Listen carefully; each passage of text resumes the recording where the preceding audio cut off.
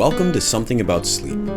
We hope you'll let our stories guide you to a nice, peaceful slumber as you learn about history and what it was like to be a human in times long since past. Now, I need to get to sleep, and if you're watching this video, chances are you do too. So, without further ado, take it away.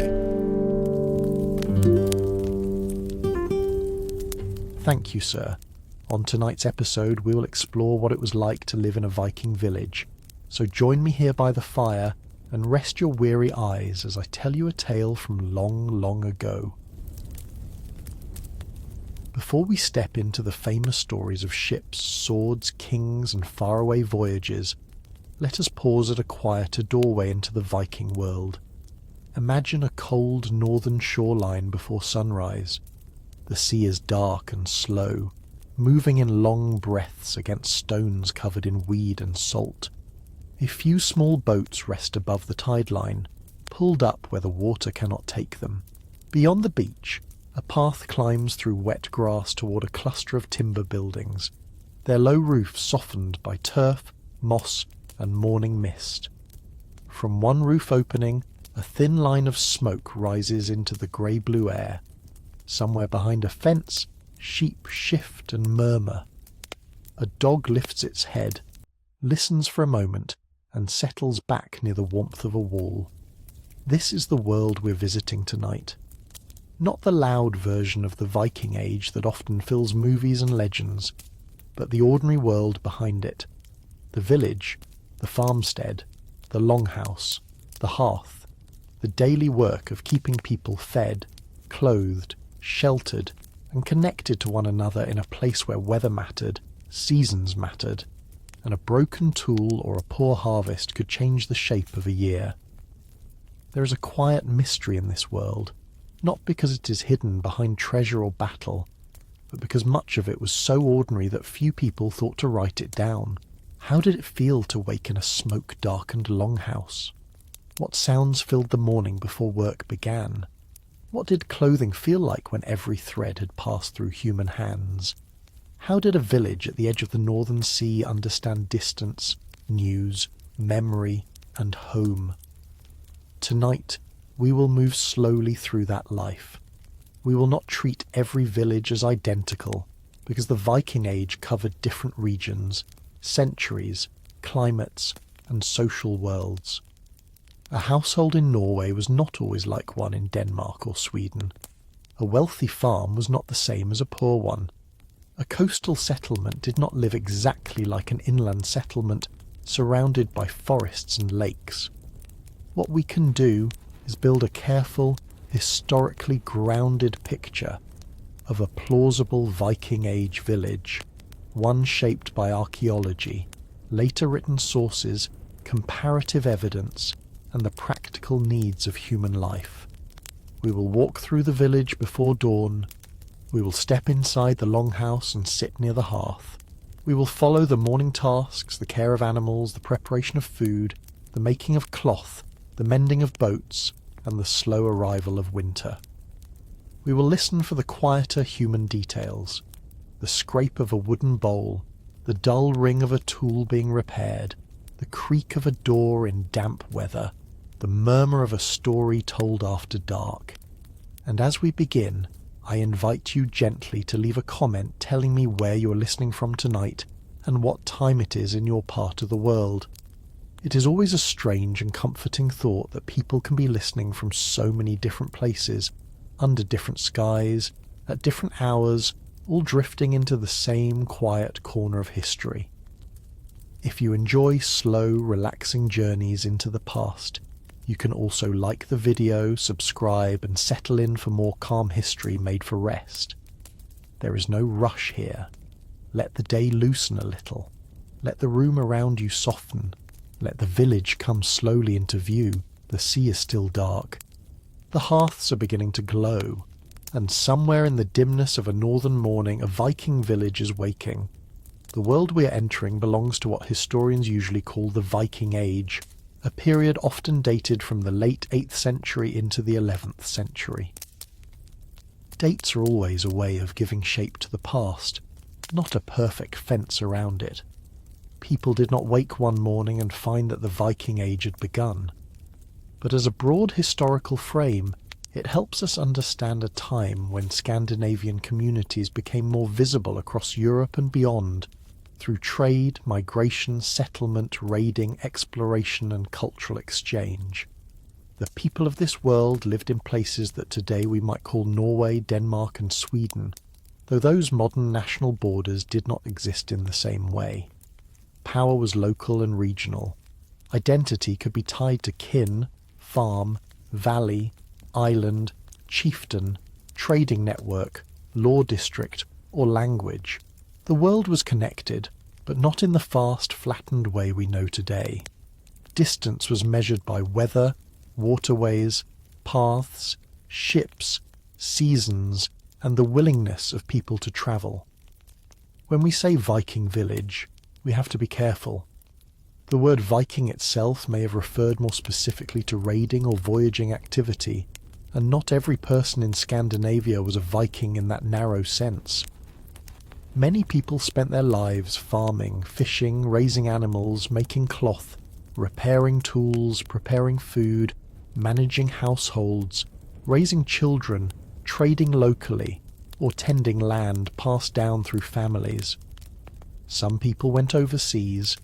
Others heard about those journeys from relatives, traders, guests, or songs carried home after long absence.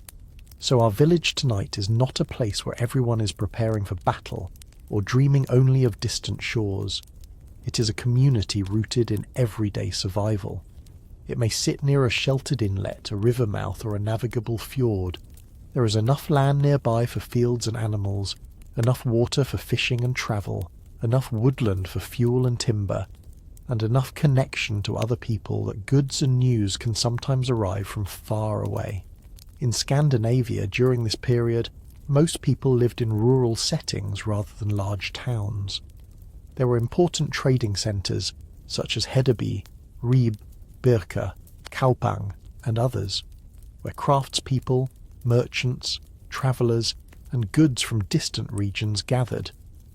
But the heartbeat of ordinary life was often found in smaller settlements, farms, and households. A village might not look like a neat modern village with straight streets and tidy plots. It might be a loose arrangement of farms, outbuildings, animal pens, storage areas, workshops, paths, and landing places. It might shift over generations as buildings aged, fields changed, families grew, and people rebuilt. The landscape mattered deeply. In western Norway, steep slopes, fjords, islands, and narrow strips of usable land shaped settlement. In Denmark, flatter land and better farming conditions created a different rhythm. In parts of Sweden, lakes, forests, and waterways shaped travel and resource use. A script like this cannot describe every region at once, so we will imagine a coastal or near-coastal village somewhere in the wider Scandinavian world, close enough to the sea that boats are ordinary, but rooted enough in land that animals, hay, grain, and winter stores matter just as much. This village exists in a time before modern chimneys, electric light, glass windows in ordinary homes, printed calendars, or reliable long-distance communication. It is a world where sound carries differently. At night, when the wind falls, a person might hear animals shifting in their enclosures, water moving at the shore, a loose board tapping gently, or voices from the next building if the air is still. The darkness is real darkness. The fire is not decoration. It is heat, light, cooking, comfort, and continuity. The village is also part of a wider cultural world that is changing. Old Norse beliefs, local rituals, seasonal gatherings, and stories about gods and ancestors continue in many places, while Christianity gradually spreads through trade, kingship, mission, marriage, and contact with neighbouring lands. This change does not happen evenly or all at once. In some places, old and new ideas may coexist for a time. In others, the shift may be faster or slower, clearer or more blurred. For ordinary people, belief is not only a matter of doctrine, It is tied to birth, death, harvest, storms, luck, law, memory, and the sense that human life is woven into forces larger than the household. The people in our village do not think of themselves as living in the distant past. They are simply alive in their own present. They know the tools in their hands, the names of nearby hills, the habits of animals, the smell of coming weather, the stories told by elders, and the obligations that hold a household together. The wider world reaches them in pieces, a bead from the east, a coin from far away, a story of a city across the sea, a relative who does not come home when expected, a trader with a new style of cloth, a rumour carried from a market. For us, looking back, the Viking Age can seem bold and restless, but from inside the village life is more circular than dramatic.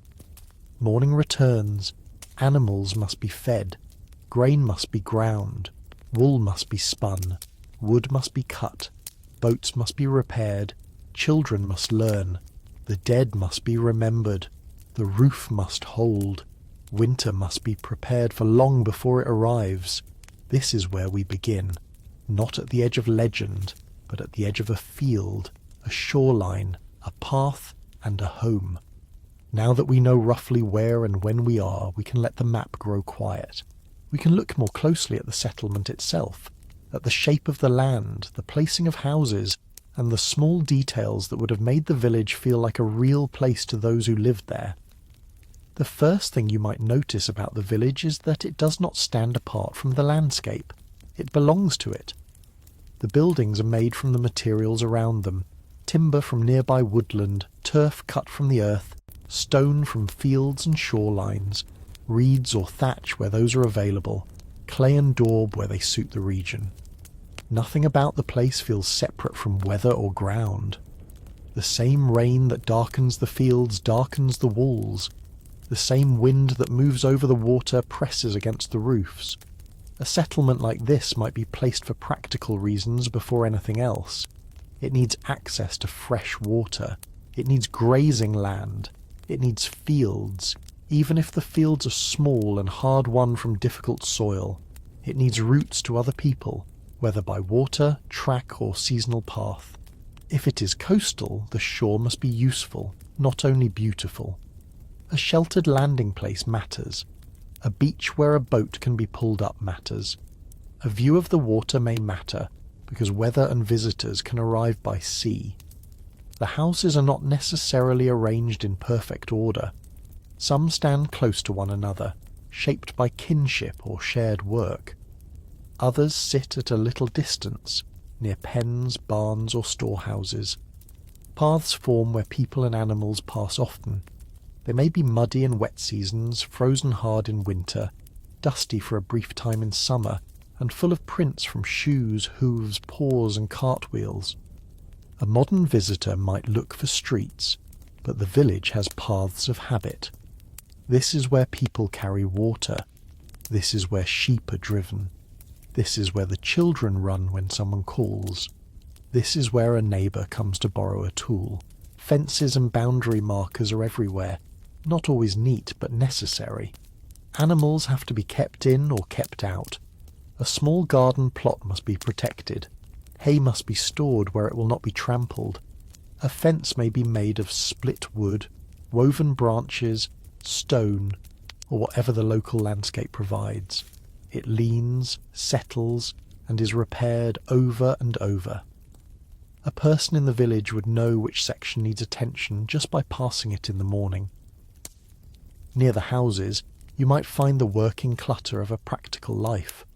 Firewood stacked beneath an overhang, nets hung to dry if the shore is close, a cart axle waiting for repair, a grindstone, a pile of stones cleared from a field, wooden tubs turned upside down, a broken handle kept because the iron fitting can be reused, bundles of reeds or straw, a small fenced area where animals nose the ground and complain softly before feeding. There is sound before there is speech. Sheep and goats make small, restless noises. Cattle shift their weight. Chickens, where kept, move and scratch. Dogs bark when they hear something unfamiliar. then go quiet when they recognize it. The wind works at the corners of buildings. Water drips from a roof edge after rain. Somewhere, a door opens with a wooden scrape. The smells are layered. Wood smoke is almost always present, even outdoors, because hearths burn inside the homes and smoke escapes slowly. Near the animal areas there is manure, damp straw, and the heavy warmth of living bodies. Near the shore there is salt, fish, tar, wet rope, seaweed, and cold stone. Near the fields there is soil, cut grass, hay, and sometimes the sweet smell of stored grain. The village is not perfumed or clean in a modern way. It is alive with the evidence of work. The fields around the village may not be large by modern standards. In many areas, farming required patience and adaptation. People grew what the soil and climate allowed. Barley, oats, rye, and other grains could be important depending on region.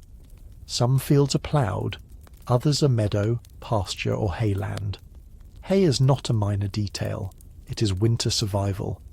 Every animal kept through the cold months must be fed, and every armful stored in summer is a small promise against hunger later. Beyond the worked land, the wilder landscape begins. The forest is not just scenery.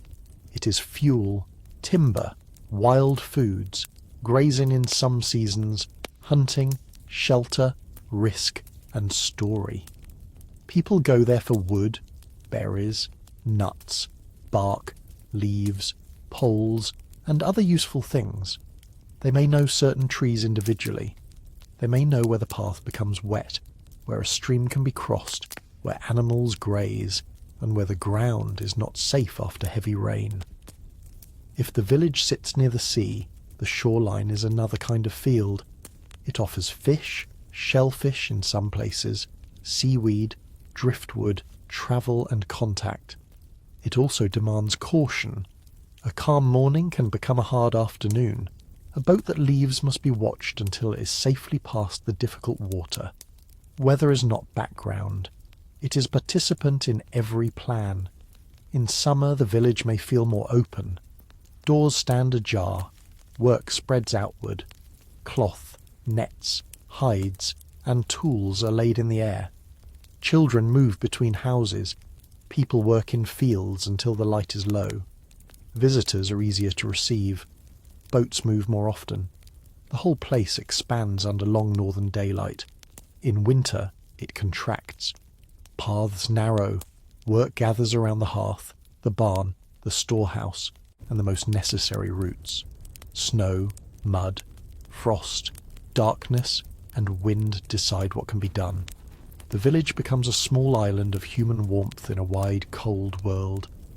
The houses seem closer together then, not because they have moved, but because people feel more sharply how much they depend on shelter, stores, animals, and one another.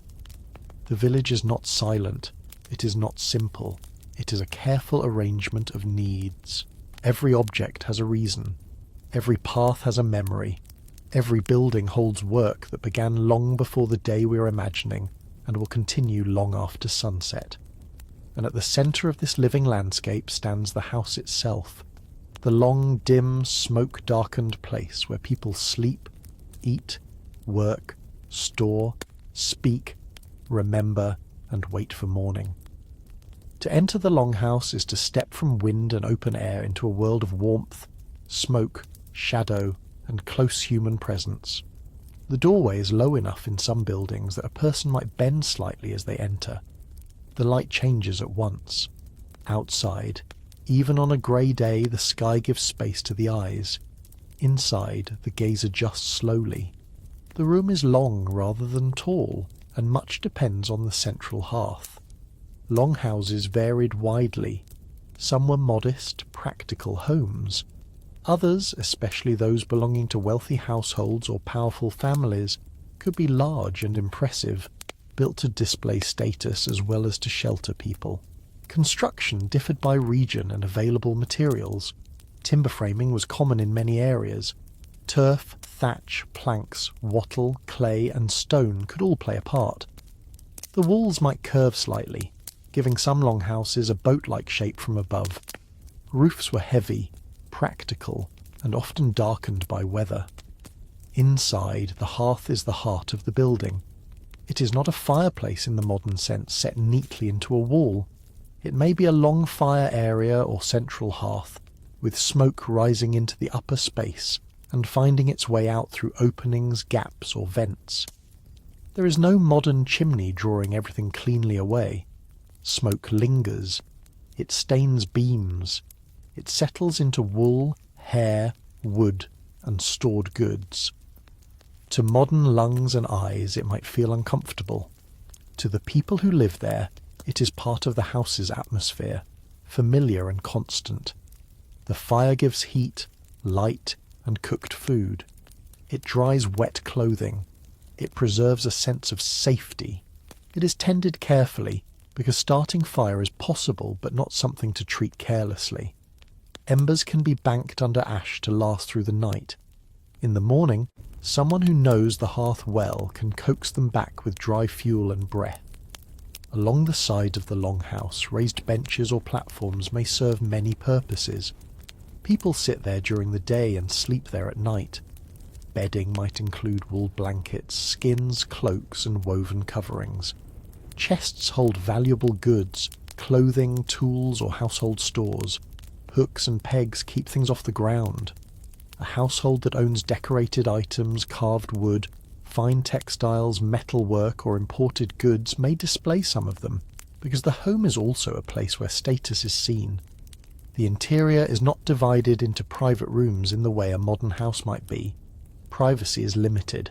People sleep near relatives, workers, dependents, guests, children, and sometimes animals in attached spaces depending on the house and region. The household is not only a family in the narrow modern sense, it may include extended kin, servants, enslaved people, hired workers, foster children, guests, and others tied to the household by obligation or need. Because the longhouse is both home and workplace, the objects inside tell many stories at once. A loom may stand where there is enough space. Spindles, needles, shears, knives, bowls, ladles, cauldrons, storage vessels, baskets, ropes, and tools may hang or rest nearby. Grain may be stored carefully. Dried foods may be kept away from damp and animals. A repair that cannot be finished outside in winter may be brought near the fire. A shoe may wait for mending. A cloak may be patched in dim light. A wooden handle may be smoothed slowly with a knife while someone listens to conversation. The floor may be packed earth, clay, timber, or a combination depending on the structure. It is swept, but it is not pristine. Straw, rushes, or other materials may help manage damp and dirt. The household is always negotiating with the outside world. Mud on shoes, smoke in the rafters, drafts under doors, insects in warm seasons, cold in winter, animals pressing near boundaries. The light inside is gentle but limited. The hearth throws movement onto surfaces. Daylight enters where it can, through doorways, smoke holes, or small openings. But glass windows are not part of ordinary rural life. Lamps might be used, including simple oil lamps in some settings, but every light source has a cost. Darkness is accepted as part of the day. People work close to the fire or in daylight when possible. They know by touch what we might need bright light to see. There's a deep physical closeness in such a house. The sounds of other people are constant. Breathing, coughing, shifting, speaking quietly, sharpening, stirring, scraping, weaving, snoring. A child who wakes in the night hears the fire, the wind, the animals, and the low voices of adults. An elder, lying under a wool covering, knows who has entered by the sound of a step. Food smells mix with smoke. A stew simmering in a pot. A piece of fish warmed near the fire. Grain porridge, sour dairy, fresh bread or flatbread where it is made. Herbs, onions, leeks, or other vegetables when available. There is no sharp division between kitchen, bedroom, workshop and sitting room. The house is all of these things together. Yet it would be too easy to make the longhouse either too romantic or too miserable. It is likely smoky, crowded, dim, and sometimes uncomfortable. It is also the place where people know how to live. Every corner has a use. Every object has been made, traded for, inherited, repaired, or stored with care. Warmth is not taken for granted. A dry cloak is valuable. A good chest matters. A roof that does not leak is a blessing noticed every time hard rain comes. At night, when the fire burns low, the longhouse becomes a chamber of breathing and shadows. Outside, the village is dark. Inside, the last embers glow red beneath ash. Someone may murmur a final word. Someone may turn over under wool. The dog near the hearth may sigh. Smoke threads upward into the black roof space. And then, after a long time, before the sky is fully brightened, someone wakes first.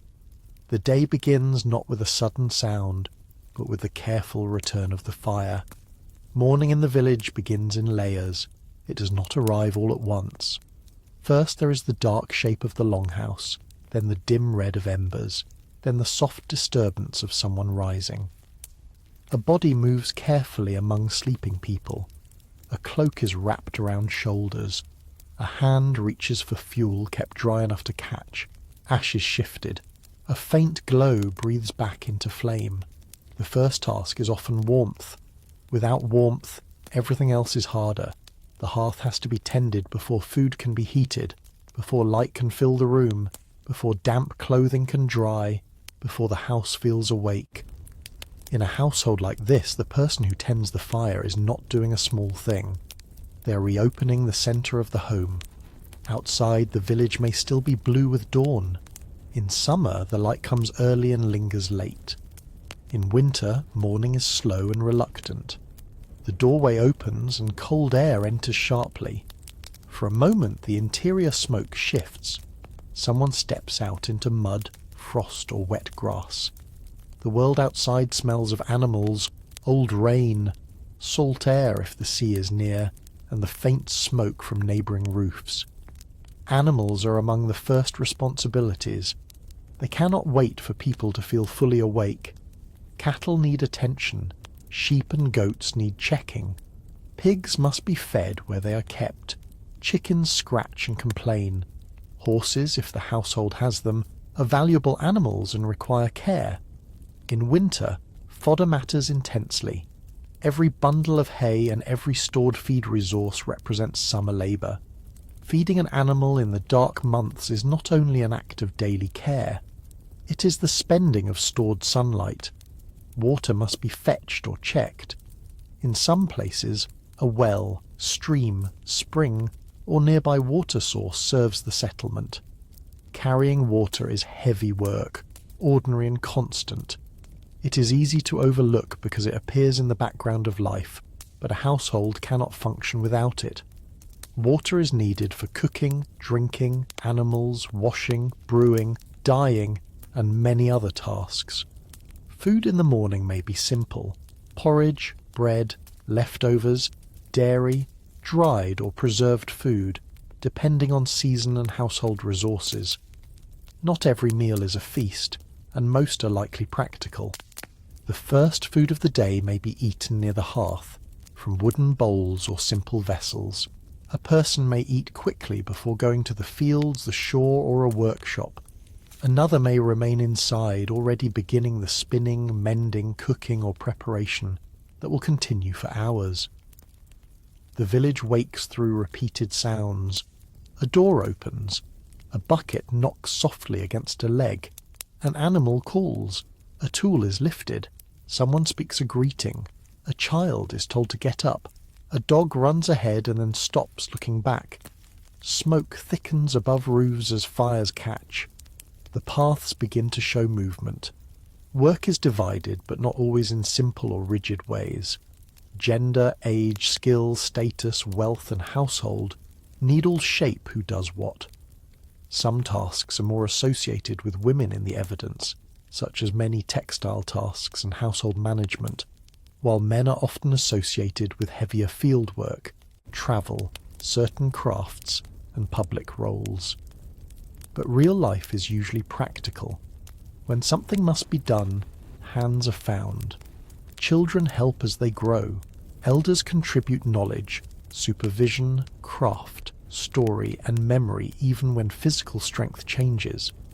Servants and enslaved people, where present, do essential labour, though their place in the household is shaped by inequality and dependence. A day may be planned around weather. If rain threatens, hay may need to be turned or brought in. If the sea is calm, boats may go out.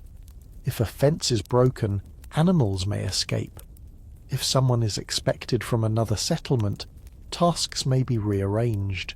If a tool breaks, the whole day may change.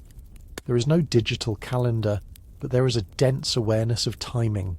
The sun, season, moon, tide, animal behaviour and memory all help people understand what must happen next. Morning is also a time of small maintenance. A leather strap is checked before it fails. A knife edge is tested. A shoe is tightened. A cloak is shaken free of old straw. A rope is examined. A gate is repaired just enough to hold until later. In a village like this, much of life is maintenance. Nothing stays fixed forever. Wood rots, iron rusts, cloth tears, roofs leak, animals push through weak places, boats loosen, handles split.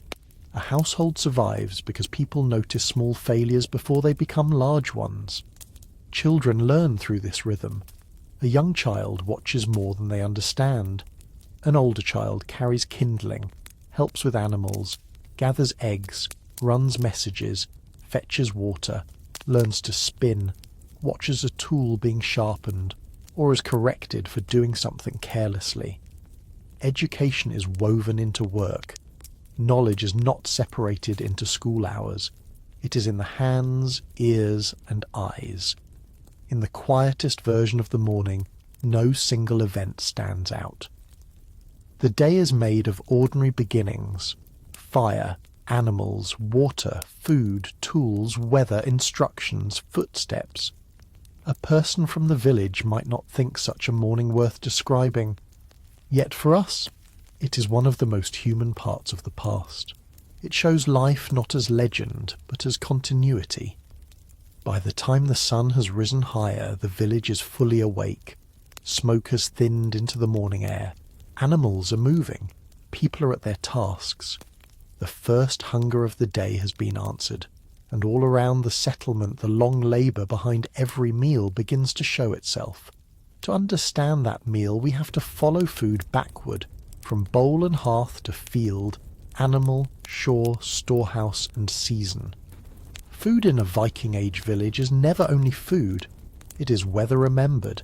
It is summer labour stored against winter. It is the field, the shoreline, the herd, the garden, the forest, the byre, the smokehouse, the storage pit, the dairy vessel, the grain bin, and the patient hands that keep all of it from spoiling. A household's diet depends on where it lives and what it can afford. We should not imagine one single Viking menu served everywhere. Coastal communities may rely heavily on fish and marine resources. Inland farms may lean more on grain, livestock, dairy, and forest foods. Wealthy households may have more meat, imported goods, fine drinking vessels, or access to special foods for gatherings. Poorer households may live closer to the edge of necessity. Season changes everything. Grain is central in many places. Barley, oats, rye, and other grains can be grown according to local conditions. Grain becomes porridge, bread, ale, and stored calories. But before it reaches the bowl, it must be sown, weeded, harvested, dried, threshed, stored, and ground. Grinding grain by hand is slow physical labour. The quiet turning or rubbing of stones is one of those background sounds that may have belonged to countless mornings and evenings. Porridge is a sensible food in such a world. It is warm, filling, adaptable, and made from stored grain, It can be eaten plain or enriched when the household has something to add. Milk, butter, herbs, bits of meat, fish, berries, or whatever is available. Bread might be flat or coarse compared with many modern loaves. Ovens existed in some contexts, but much cooking was shaped by hearths, griddles, pots, and local practice. Dairy could be important, especially where cattle, sheep, or goats were kept. Milk does not remain fresh for long without modern refrigeration, so transforming it matters. Butter, cheese, curds, sour milk, and cultured products allow households to preserve nutrition. In some Scandinavian and North Atlantic contexts, skyr-like cultured dairy is associated with later and related traditions, though we should be cautious about projecting every later custom backward unchanged. Still, the broader idea is clear.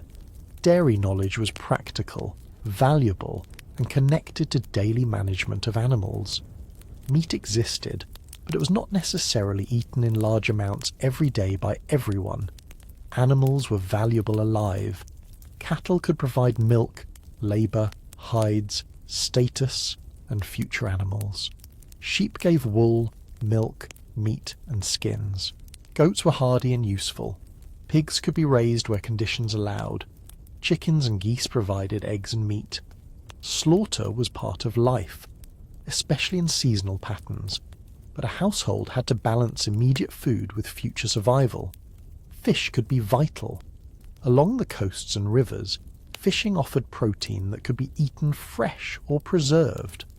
Cod, herring, salmon, and many other fish might matter depending on region. Fish could be dried, smoked, salted where salt was available, or otherwise prepared for storage. A rack of drying fish in cold air is not just a picturesque detail. It is a pantry hanging in the wind. The forest and edges of cultivated land added variety. Berries, nuts, wild greens, mushrooms in some contexts, herbs, roots, honey were available, and hunted game could supplement the diet. Gardens may provide onions, leeks, cabbages or cabbage-like greens, peas, beans, herbs, and other useful plants depending on place and period. Archaeobotanical evidence gives us glimpses, though not always a complete picture. Cooking inside the longhouse is shaped by smoke, heat, and limited equipment. A pot suspended or placed near the fire can hold stew, broth, porridge, or boiled foods. Boiling is efficient and practical. It extracts nutrition from bones, roots, grains, and tougher cuts. Roasting is possible, but fuel is precious, and not every meal justifies it. A household knows how to use heat carefully. Preservation is one of the great arts of ordinary life. Drying removes moisture. Smoking adds flavour and helps protect food. Salting preserves when salt is accessible, though salt itself may be a valued resource. Fermentation changes milk, grain, fish or vegetables into forms that last longer and sometimes become easier to digest. Cool storage, careful containers, raised platforms, sealed vessels, and protection from rodents all matter. A poor storage decision can undo months of labour. Imagine a storehouse or storage area as winter approaches. There may be sacks or bins of grain, dried fish, preserved meat, cheeses, butter, roots, hay for animals, fuel and tools for processing more food. Not every household has abundance. Some years are better than others. Weather may damage crops. Animals may fall ill. Trade may bring relief, or it may not. The village lives with uncertainty, but also with knowledge built over generations. Meals are social, but they're also structured by hierarchy. The best portions may not go to everyone equally. Guests may be honoured. A household head may distribute food in ways that reflect status. Workers, dependents, children, and enslaved people may eat differently depending on wealth and custom. This is part of the honesty of the world. It is communal, but not equal. Drinking also belongs to food culture. ale, beer, mead in some contexts, milk, water, and other drinks may appear. Brewing turns grain into a safer or more durable beverage in some circumstances and carries social meaning.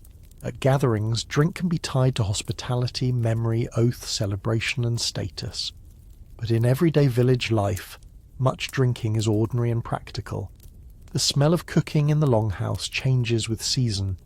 In spring, fresh greens might bring brightness after stored foods. In summer, dairy and fish may be plentiful in some places. In autumn, slaughter, harvest, and preservation fill the settlement with intense work. In winter, the meal becomes quieter, built from what has been saved. The bowl in a person's hands contains the whole year. As we listen to the soft scrape of a spoon against wood, the food reminds us that village life is never only the present moment. Every meal is connected to earlier labour and future worry. The people around the hearth are eating the weather of past months, the strength of animals, the patience of fields, and the skill of hands that know how to make perishable things last. And outside, beyond the doorway, those fields and animal pens wait for the next round of care. If the longhouse is the centre of warmth, the fields and animals are the centre of survival. Much of Viking-age life for many households turns around farming. The famous ships matter, but so does the barley. The sea roads matter, but so does hay. A household can hear stories of distant places and still spend the next morning worrying about a fence, a calf, or a field that needs work before rain. The fields around the village are shaped by generations. Stones have been removed and piled along edges.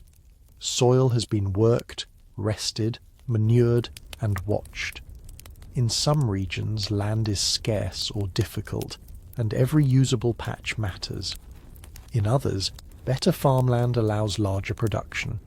But even good land demands labour. A field does not simply give. It must be asked again and again with tools, seed, timing, and patience. Ploughing in the Viking Age could involve simple adze or ploughs, sometimes drawn by oxen or horses depending on place and resources. These tools broke and stirred the soil differently from modern machinery. Work was slower, closer to the body, more dependent on animal strength and human endurance. Sowing had to happen at the right time.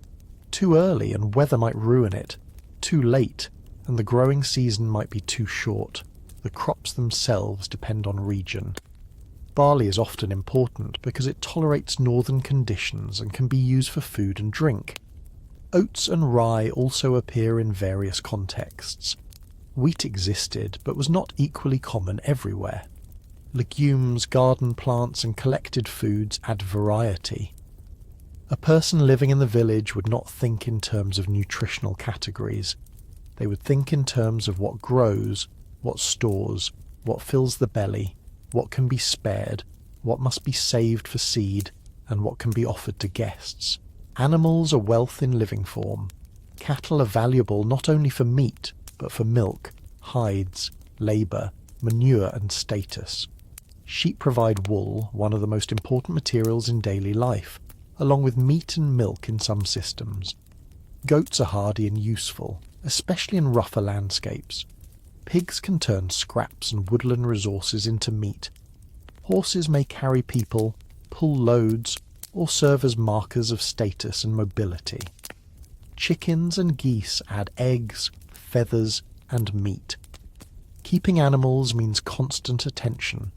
They must be fed, watered, sheltered, watched during birthing, protected from theft or predators, and managed through seasons. In summer, they may graze more widely. In winter, they depend on stored fodder. That is why haymaking is such a serious task. The cutting, drying, turning, gathering, and storing of hay is a race against weather. A field of drying hay under darkening clouds is not a peaceful picture to those who need it. It is a calculation. Manure is valuable. It returns fertility to fields. The village knows this without needing modern chemistry. Animal bedding, waste, composted material, and household refuse all play into the cycle of land. Nothing useful is wasted if it can be helped. Ash, bone, rags, broken wood, worn leather, scraps of metal and old containers may all have further uses before they are finally discarded. The seasonal clock governs everything. Spring brings repair, planting, new animals, wet ground, fresh growth, and the first sense of expansion after winter. Summer brings long days and urgency. There is light, but light does not mean leisure. Fields, animals, fishing, building, travel and gathering all compete for time. Autumn is heavy with consequence. Harvest must come in. Food must be preserved. Animals may be selected for slaughter if they cannot be fed through winter. Buildings and tools must be prepared. Winter is the test of all earlier decisions. For a person in the village, the year may be remembered by tasks more than dates. The time when lambs come, the time when the first grazing opens, the time for mending nets, the time when hay must be cut, the time when the grain is ready, the time when storms begin to close the sea, the time when the days shorten and work moves indoors. The social life of the village follows these rhythms too. During harvest or haymaking, households may need help from neighbours and kin. Labour can be exchanged. A task too large for one family becomes possible when others join. Such cooperation is not always sentimental. It can be practical, expected, and tied to obligation.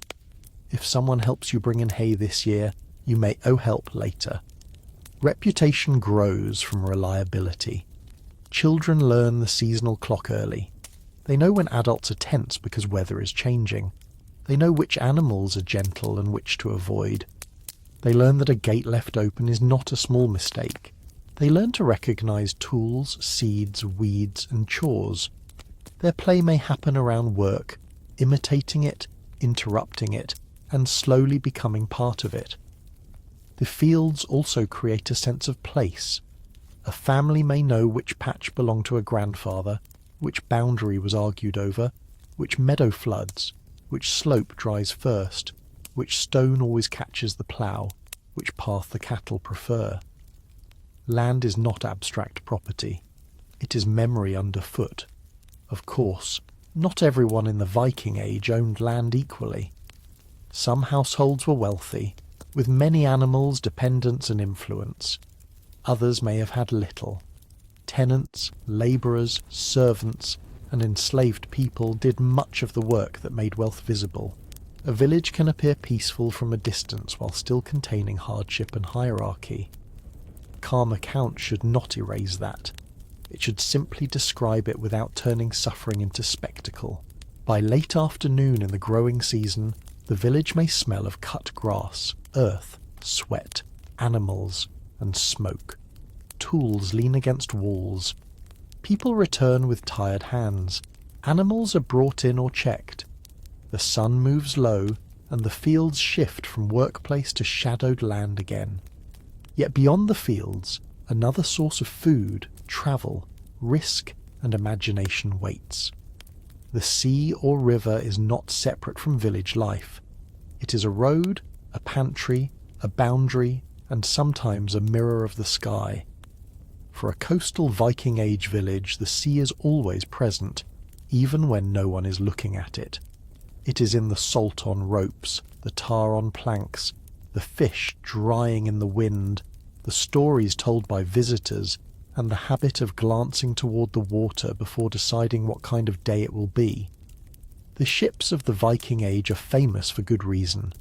Scandinavian boat-building traditions produced vessels that could cross open water, move along coasts, enter rivers, carry cargo, and land in shallow places.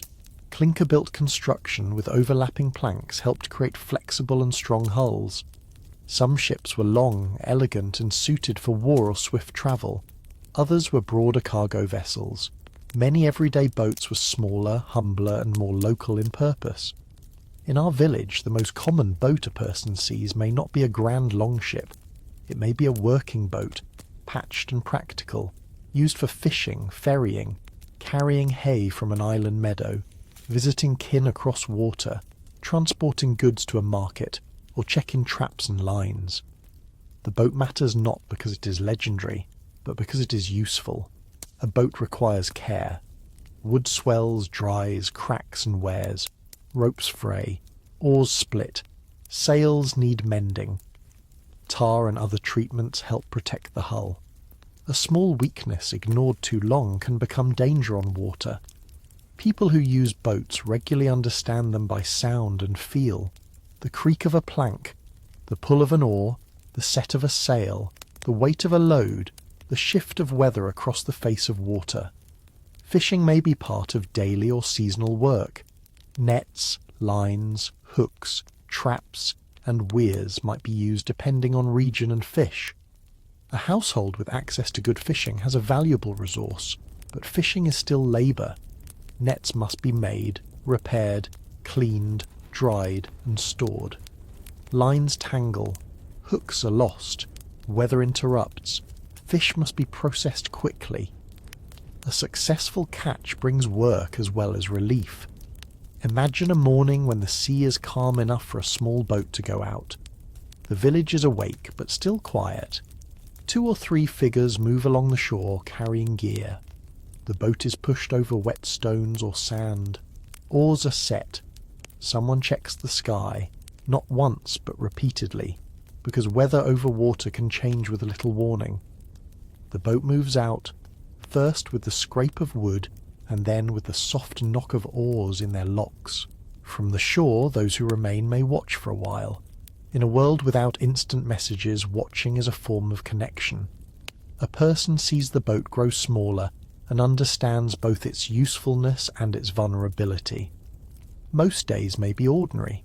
The boat returns, fish are unloaded, nets are hung. The story is nothing more dramatic than work completed. But ordinary success is the foundation of life. The sea is also a road. People travel by water when roads over land are slower or harder. Goods move along coasts and rivers. News travels in boats. A relative may arrive unexpectedly. A trader may bring objects from a town. A local leader may send word. A young person may leave with a crew and return months later changed by distance. The village is not isolated even when it feels small. This connection to the wider world helps explain how rural households could possess objects from far away. A bead, a coin, a piece of silk, a glass vessel, a religious object, a style of brooch, or a tool form may arrive through layers of exchange. The person who owns it may never have seen the place where it was made. Yet there it is, resting in a chest or worn at the shoulder, proof that the world is larger than the visible horizon. The sea also shapes imagination. For those who never travel far, the water still suggests elsewhere. It carries stories of islands, markets, storms, kingdoms, monasteries, towns, rivers, and strange customs. Some stories are accurate, some grow with retelling, some are warnings, some are boasts, some are memories made softer by time. But the sea is not only romantic, it is cold, changeable, and indifferent. People respect it because they must. They know the signs as weather, wind direction, cloud, swell, bird behaviour, the smell of air, the feel of pressure. They know when not to leave. They know that skill reduces danger but does not erase it. A sleep script does not need to dwell on wrecks or loss. It is enough to feel the seriousness in the way a boat is prepared. When the boats return, the shore becomes a workplace. Fish are cleaned, sorted, dried, smoked, salted if possible, or cooked fresh. Ropes are coiled, nets are stretched and inspected. Children may be told to keep back from sharp tools or slippery stones. Dogs wait hopefully for scraps. Gulls call overhead. The smell of fish and seaweed joins the smoke of the village. In evening light the boats rest again above the tide. Their curved hulls become dark shapes against the water. A person walking home from the shore may carry fish, rope, or nothing at all. Behind them, the sea continues its movement, whether watched or not. And back near the houses, the villagers' other great work continues, much of it quieter than fishing, but just as essential, the making of clothing, thread, cloth, and the countless soft materials that stand between human skin and northern weather. If food is stored sunlight, clothing is stored time.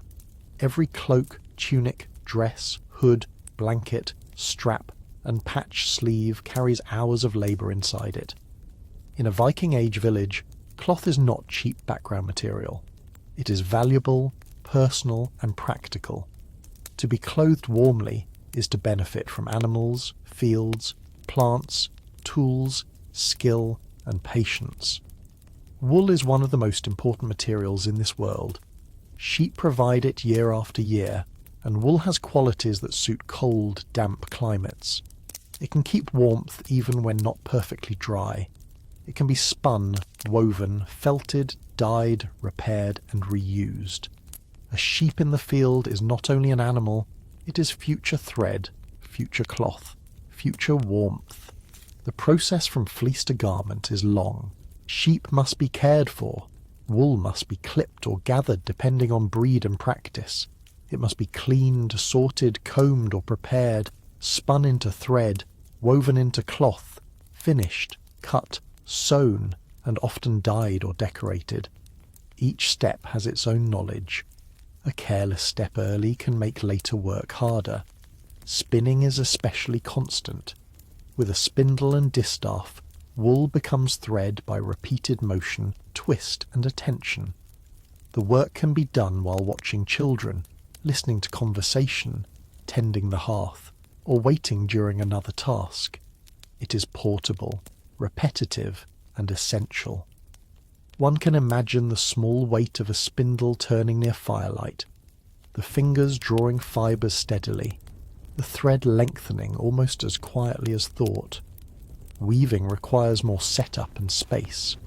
Upright warp-weighted looms are known from the Viking-age and related contexts. Loom weights, textile tools, and preserved fragments give archaeologists glimpses into this work. A loom standing inside a longhouse or work area is not decoration. It is a machine of patience. Threads hang under tension. The weaver passes the weft, beats it into place, adjusts, watches, and continues. Cloth grows slowly. Linen, made from flax, was also important in many areas, though its production involves different steps: growing, pulling, retting, drying, breaking, scutching, heckling, spinning, and weaving. Linen can be smoother against the skin and useful for undergarments, head coverings, and other items depending on wealth and access. Like wool, it represents a chain of labour that begins far from the finished garment. Clothing in the Viking Age varied by region, wealth, gender, and status. A simple picture might include wool tunics, trousers in some contexts, dresses or overdresses, cloaks, belts, shoes, hoods, caps, and head coverings.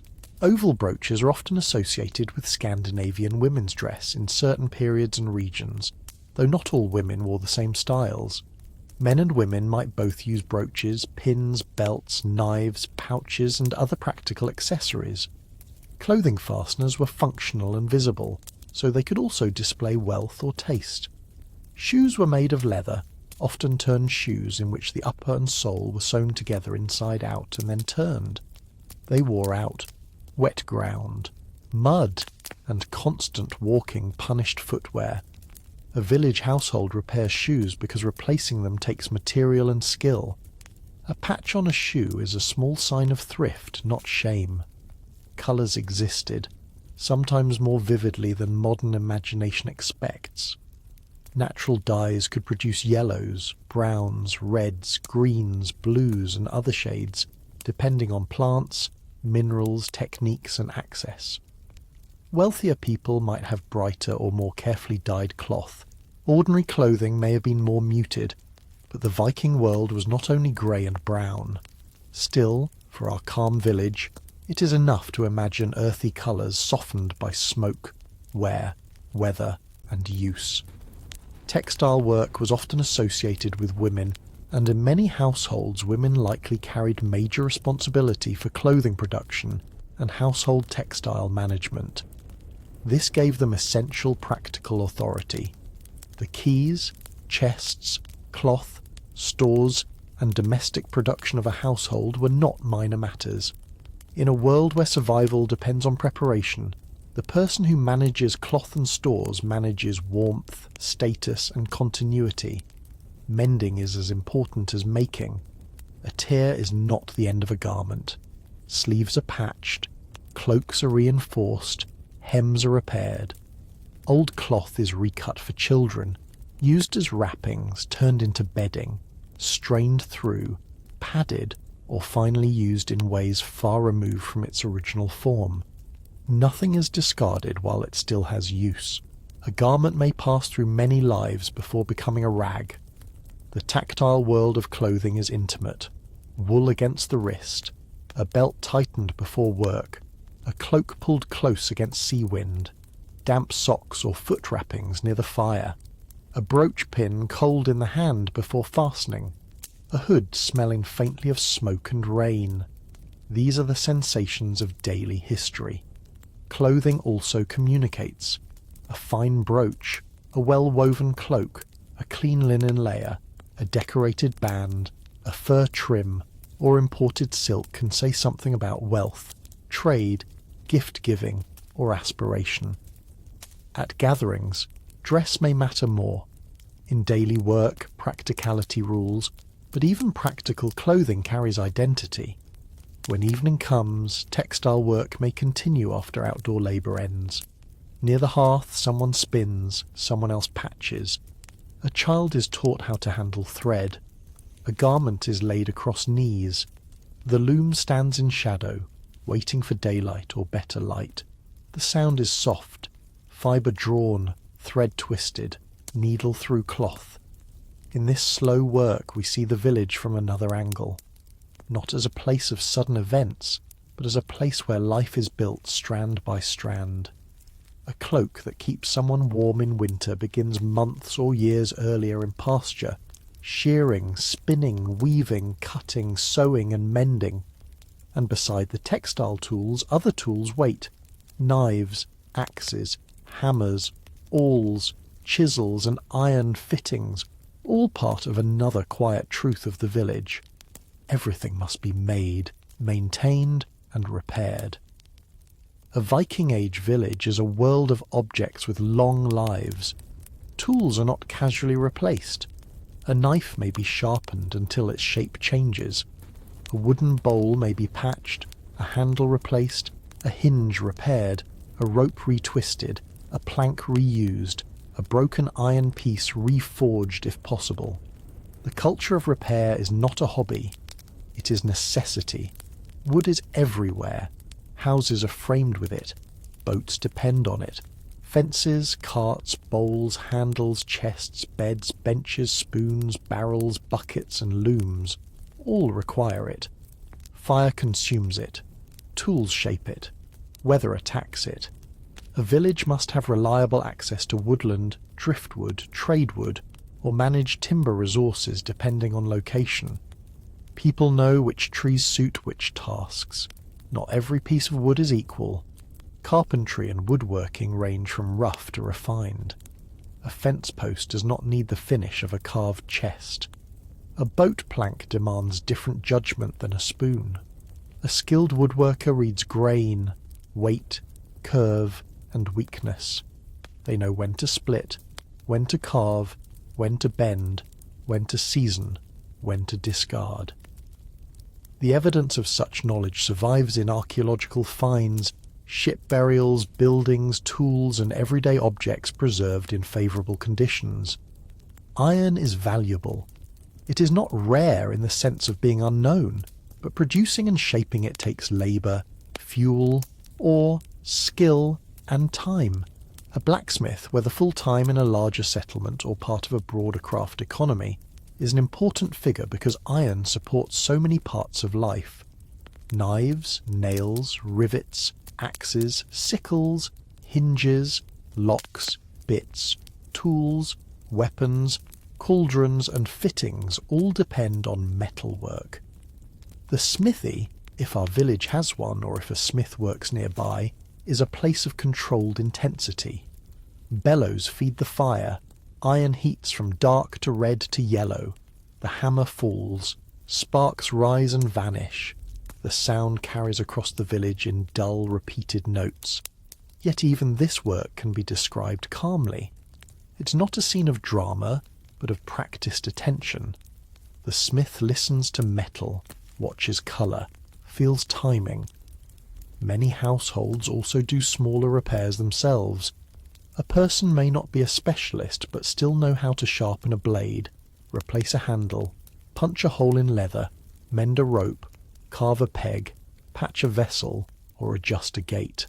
Practical competence is widely distributed because waiting for an expert is not always possible. Bone and antler are useful too. They can become combs, needles, handles, gaming pieces, toggles, pins, and other small objects. Soapstone, clay, leather, horn, and other materials also enter the object world. The village is not made of one material, but of many, each understood through touch and use. Consider the ordinary knife. It may hang from a belt or rest near a working place. It cuts food, trims leather, shapes wood, slices cord, cleans fish, opens bundles, and performs countless small tasks. It must be kept sharp. Losing it is inconvenient. Breaking it is costly. Such an object is close to the body and close to daily life. Or consider a chest. It stores clothing, valuables, tools, or food. It may have iron fittings, a lock if the household can afford one, carved decoration if it belongs to someone of status. It holds not only objects but trust. In a crowded house with limited privacy, storage matters. The chest is a small private world inside a communal one. Repair creates continuity. A patched roof keeps rain from the hearth. A mended net catches fish again. A strengthened fence prevents animals from ruining a field. A resharpened sickle helps bring in harvest. A repaired boat allows travel. Each repair is a small refusal to let the household lose ground. The work is also seasonal. In winter, when outdoor farming slows, people may spend more time repairing tools, making handles, mending gear, weaving, carving, and preparing for spring. Winter is not idle. It is inward work. The village seems quiet under snow, but inside houses and workshops hands are busy. There is beauty in practical objects, but it is often understated. A carved handle that fits the palm, a chest with simple decoration, a spoon balanced well, a boat whose lines show inherited skill, a brooch that fastens cloth and catches light. The Viking-age is known for elaborate art styles, animal interlace, ornament, and skilled metalwork, but the everyday beauty of a well-made tool may have mattered just as much to the people who used it. Tools also carry memory. A son uses an axe that belonged to his father. A woman opens a chest given at marriage. A child learns with a small knife under watchful eyes. A repaired object keeps an older hand present in the household. In a world where few things are disposable, objects remember. As evening settles, tools are brought in, hung, leaned, covered, or placed near tomorrow's work. A blade is wiped. A handle is checked. The smith's fire, if there is one, dies down. The village enters another layer of quiet. But tools alone do not make a village. People do. The household, the kin group, the neighbours, the dependents, the guests, the free and unfree, the young and old, all form a web of relationships as necessary as timber and iron. A village is not merely a collection of buildings.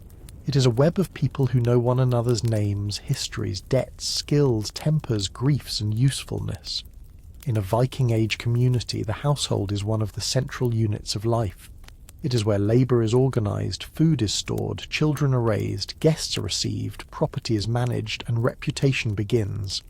The household may include a married couple, children, extended kin, elders, servants, workers, fostered children, guests, and enslaved people. Its exact shape depends on wealth, region, and circumstance. A small poor household may struggle with limited labour.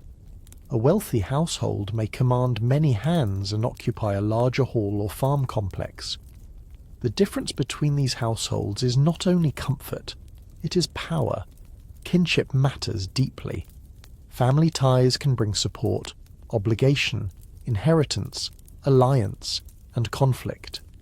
Marriage is not only a private romantic choice in the modern sense. It may connect families, land, property, status, and future claims. Inheritance determines who controls resources. Reputation affects marriage prospects, legal standing, trade relationships, and the willingness of others to cooperate. Neighbours matter too. In a world without modern institutions always close at hand, local relationships are practical survival systems.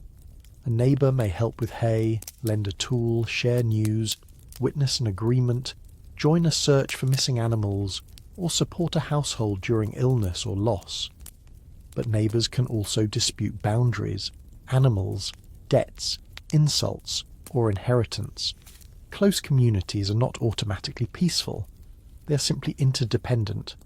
Law and dispute settlement in Norse societies involved assemblies, local customs, legal memory, negotiation, compensation, and public reputation. The famous thing assemblies, known in various forms across the Norse world, were places where free people could gather for legal, political, and social purposes. We should not imagine them as modern democracies, but neither should we reduce them to chaos. They were structured institutions in which speech, memory, alliance, and status mattered. Not everyone had equal voice. Society was hierarchical. Free landowners held more power than the poor. Wealthy families had influence. Gender shaped rights and expectations. Age mattered. Freedom itself mattered profoundly. Enslaved people, often called thralls in Old Norse contexts, were part of Viking-age society. They could be taken in raids, born into slavery, traded, or otherwise held in dependence. Their labour supported households and wealth. A calm script should not describe this graphically, but it should not erase it. The village's warmth for some may have rested on the constrained labour of others. Women in Viking-age Scandinavia could hold significant responsibilities within households, including management of stores, textiles, dairy, servants, and property in certain circumstances. Some evidence suggests women could own property, seek divorce under some conditions, and exercise authority within domestic and economic life, though rights varied and were shaped by status and local custom. The keys sometimes associated with women in burial contexts may symbolize household authority, though interpretations must be cautious. Men were often expected to represent the household in public legal and military contexts, manage land, travel, trade, or engage in seasonal work beyond the farm depending on status and opportunity. But the daily reality of work was not a simple split. A village survives through overlapping labour. Everyone capable of contributing is drawn into necessity. Children live inside this structure from birth.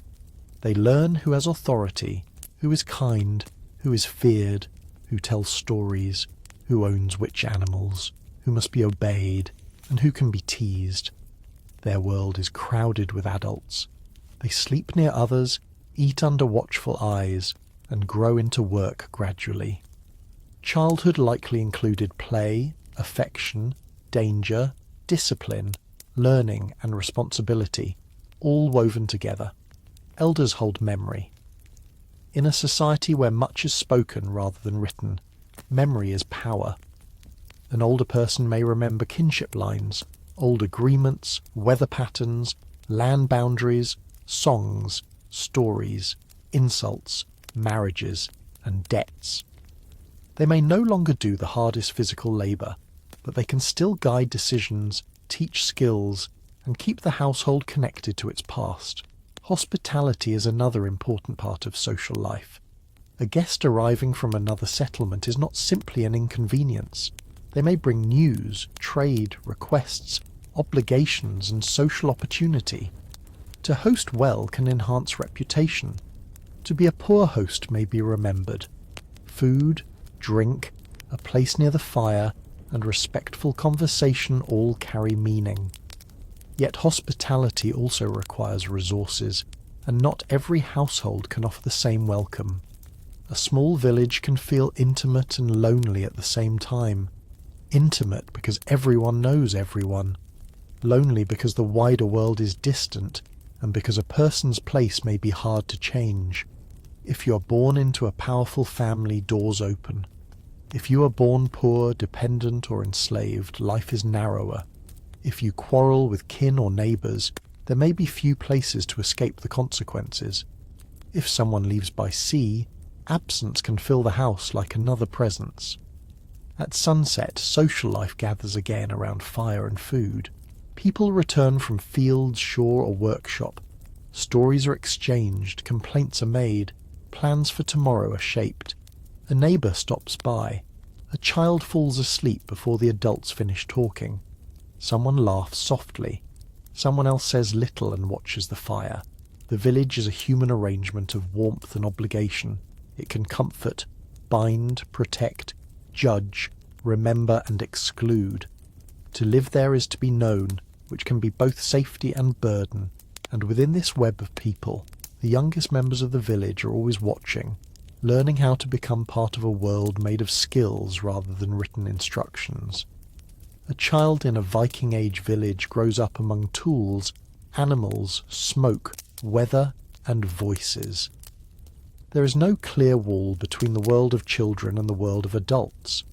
The longhouse is shared. Work happens in view. Conversations are overheard. Skills are demonstrated not in formal classrooms, but in the ordinary repetition of daily life. A very young child may spend much of the day near the hearth, or with older siblings, parents, grandparents, servants, or other household members. They hear the rhythm of spinning, grinding, chopping, stirring, and animal care before they understand the words attached to those tasks. The first lessons are sensory. Fire is hot, knives are sharp, animals can kick or bite, the doorway is cold, wool scratches, smoke stings. A familiar voice means safety. As children grow, they begin to help. Small tasks teach responsibility.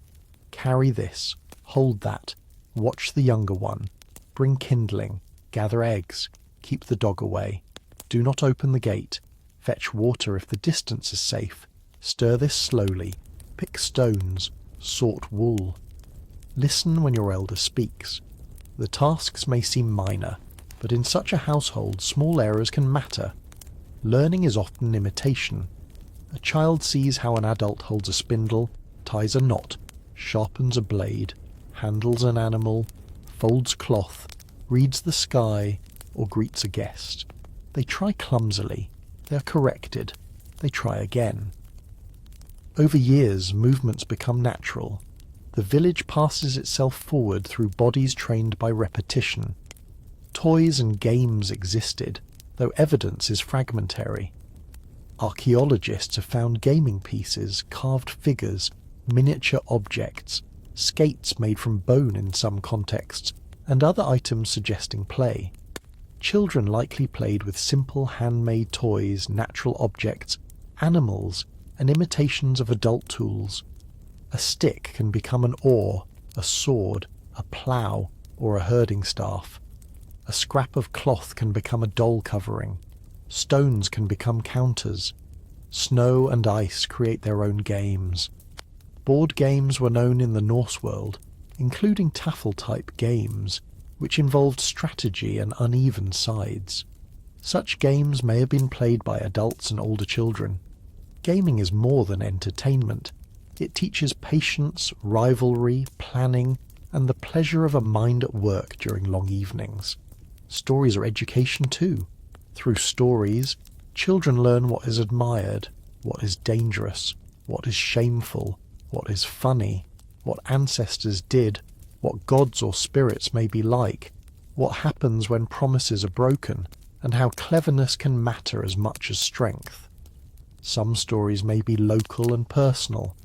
Others may belong to wider traditions that later appear in sagas and poems, though those written versions come from later Christian Icelandic contexts and must be used carefully. Children also learn social position. They notice who eats first, who speaks with authority, who sleeps where, who owns keys, who receives guests, who works hardest, and who is ignored. A child born into a high-status household may learn command. A child born poor may learn deference and labour. An enslaved child, if present, would face a very different and constrained life. Childhood is not one universal experience. Rites of passage are not always visible to us in detail, but growing up likely involved gradual changes rather than a single modern-style threshold. A boy may be entrusted with heavier outdoor work, animal management, travel, or weapons training depending on status. A girl may take on greater textile work, food preparation, dairy management, household tasks, and later responsibilities tied to marriage and property depending on her circumstances. Again, these are patterns, not rules for every person. The village teaches risk early. Water is useful and dangerous. Fire is life and danger. Animals are wealth and danger. Tools are necessary and dangerous. A child learns not because adults explain every theory, but because consequences are near. The world is not padded. It is full of edges. Yet childhood is not only labour and caution. We should allow room for affection, play, curiosity, and tenderness. A parent may carry a sleepy child to a bench. An older sibling may share a secret hiding place near the fence. A grandparent may tell a story with exaggerated voices. A child may laugh at a goat, chase a dog, collect shells, draw shapes in ash, or fall asleep against someone's cloak while adults talk above them. The sounds of children belong to the village landscape. Their voices move between houses. They call to animals, repeat adult phrases, argue, sing, ask questions, and make noise at the wrong moment. They are told to hush when a guest is speaking, or when someone is counting, weighing, or negotiating. They are sent outside when the house grows too crowded. They are pulled inside when weather changes. Education also happens through memory. Children learn names, kin names, place names, field names, animal names, tool names, names of gods, names of the dead. Naming is a way of belonging. To know what a place is called is to be tied to it. To know who your people are is to carry a map of obligation. By adolescence, the village has already shaped the body and mind. A young person knows the weight of water, the smell of rain before hay is dry, the feel of wool twist, the sound of a boat pulled over stones, the way adults grow quiet when news is serious. They may long for travel. They may fear leaving. They may expect to marry nearby. They may be sent away for fostering, service, trade, or alliance. Their future is not fully theirs, but it is not empty either. As night returns, the children of the village fall asleep in a world thick with adult concerns. They sleep while plans are made, tools are mended, and stories are told. They are the future workers, weavers, farmers, sailors, hosts, mothers, fathers, leaders, servants, memory keepers, and travellers of the settlement. And through them, the village continues, even as goods and news from distant places begin to arrive from beyond the horizon. No matter how small the village feels at night, it is not cut off from the wider world. The Viking-age was a time of movement. Scandinavian traders, settlers, raiders, craftspeople and travellers moved across seas and rivers, reaching the British Isles, the Frankish world, the Baltic, the North Atlantic, the Eastern river routes, and beyond. But from the viewpoint of our village, the wider world arrives in fragments. A boat comes in with a visitor. A relative returns after a season away. A trader stops with goods. Someone brings news from a market. A young man carries a coin no one in the household has seen before. A woman wears a bead made far from Scandinavia. A small weight and balance appear during exchange. A story begins with "in the town" or "across the sea," and everyone leans slightly closer. Trade in the Viking Age was both local and long distance. Everyday exchange might involve food, cloth, tools, animals, labour or favours. Wider trade could include furs, iron, amber, wax, walrus, ivory, hides, woolens, slaves, silver, beads, glass, weapons, spices, and luxury items depending on routes and periods. Some goods travelled astonishing distances through many hands. The person who finally used them might not know their full journey. Silver was especially important in many Viking-age exchange systems. Coins from different regions could circulate not always as coins in the modern sense, but as silver valued by weight. Hack silver, cut pieces of silver jewellery or ingots, could be weighed on small balances. This creates a tactile image of trade: a pouch opened, a weight placed, silver adjusted, eyes watching carefully. Markets and trading towns brought rural people into contact with a denser world. Places such as Hedeby, Birka, Ribe, and Kaupang were not like modern cities, but they were busy compared with ordinary villages. Craftspeople worked there. Traders arrived from different regions. Languages and dialects mixed. Goods changed hands. Information travelled. A villager who visited such a place might return with objects, stories, debts, opportunities, or new expectations. Seasonal gatherings also mattered. Legal assemblies, religious festivals, markets, marriages, funerals, and visits to kin all created movement. People did not travel constantly, but travel was woven into the year when conditions allowed.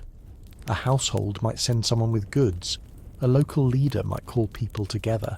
A dispute might require public attention.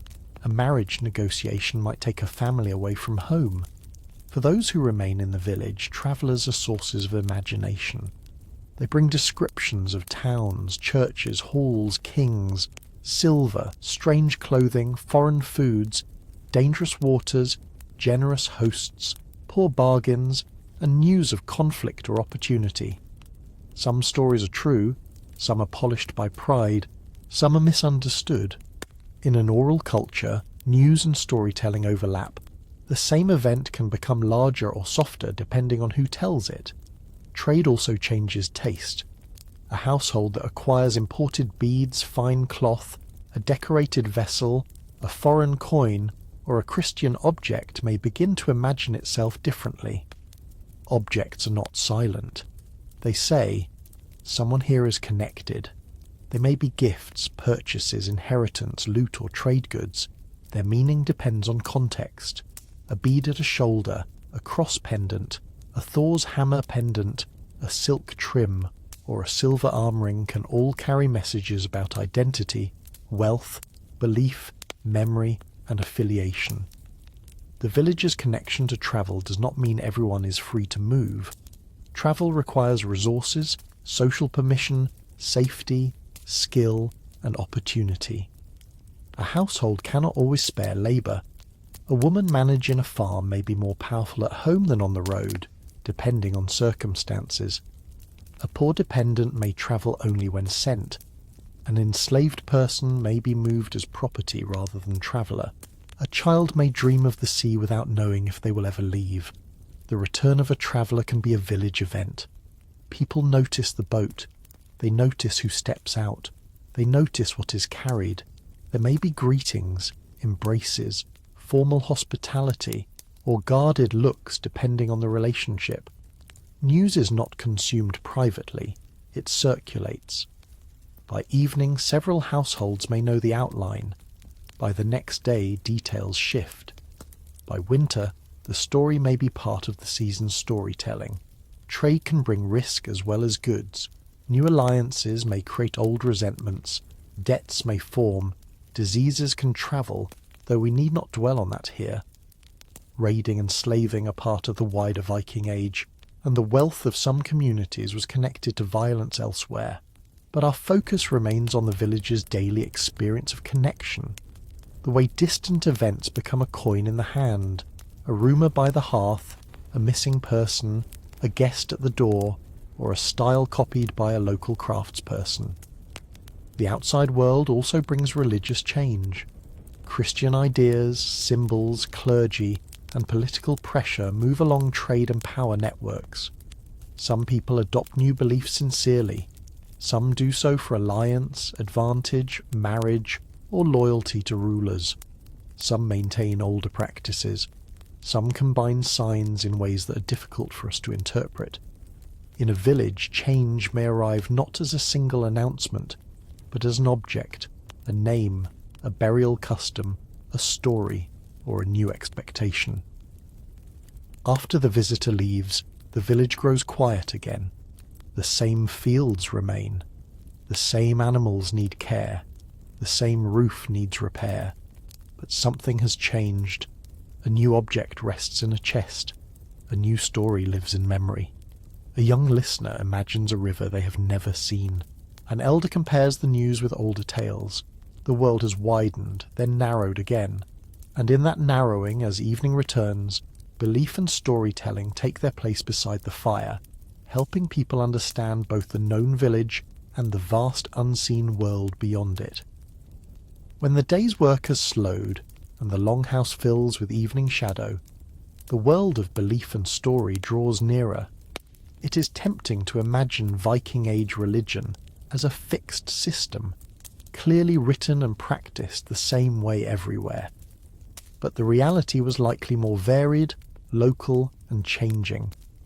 Much of what we know comes from archaeology, place names, later written sources, outside observers, and medieval text recorded after Scandinavia had begun to Christianize. Each source offers light, but also casts shadows. The gods most familiar today include Odin, Thor, Freya, Loki, Frigg, Tyr, and others. These names appear in poems, sagas, place names, and later accounts. Thor, associated with thunder, protection, and strength, seems to have been widely popular in many areas. Odin is complex, linked with wisdom, poetry, war, death, and kingship. Freya and Freya are connected with fertility, prosperity, love, and other powers. Yet knowing the names of gods does not tell us exactly how every household worshipped, what every farmer believed, or how local practice felt in daily life. Belief in this village may be woven into ordinary acts.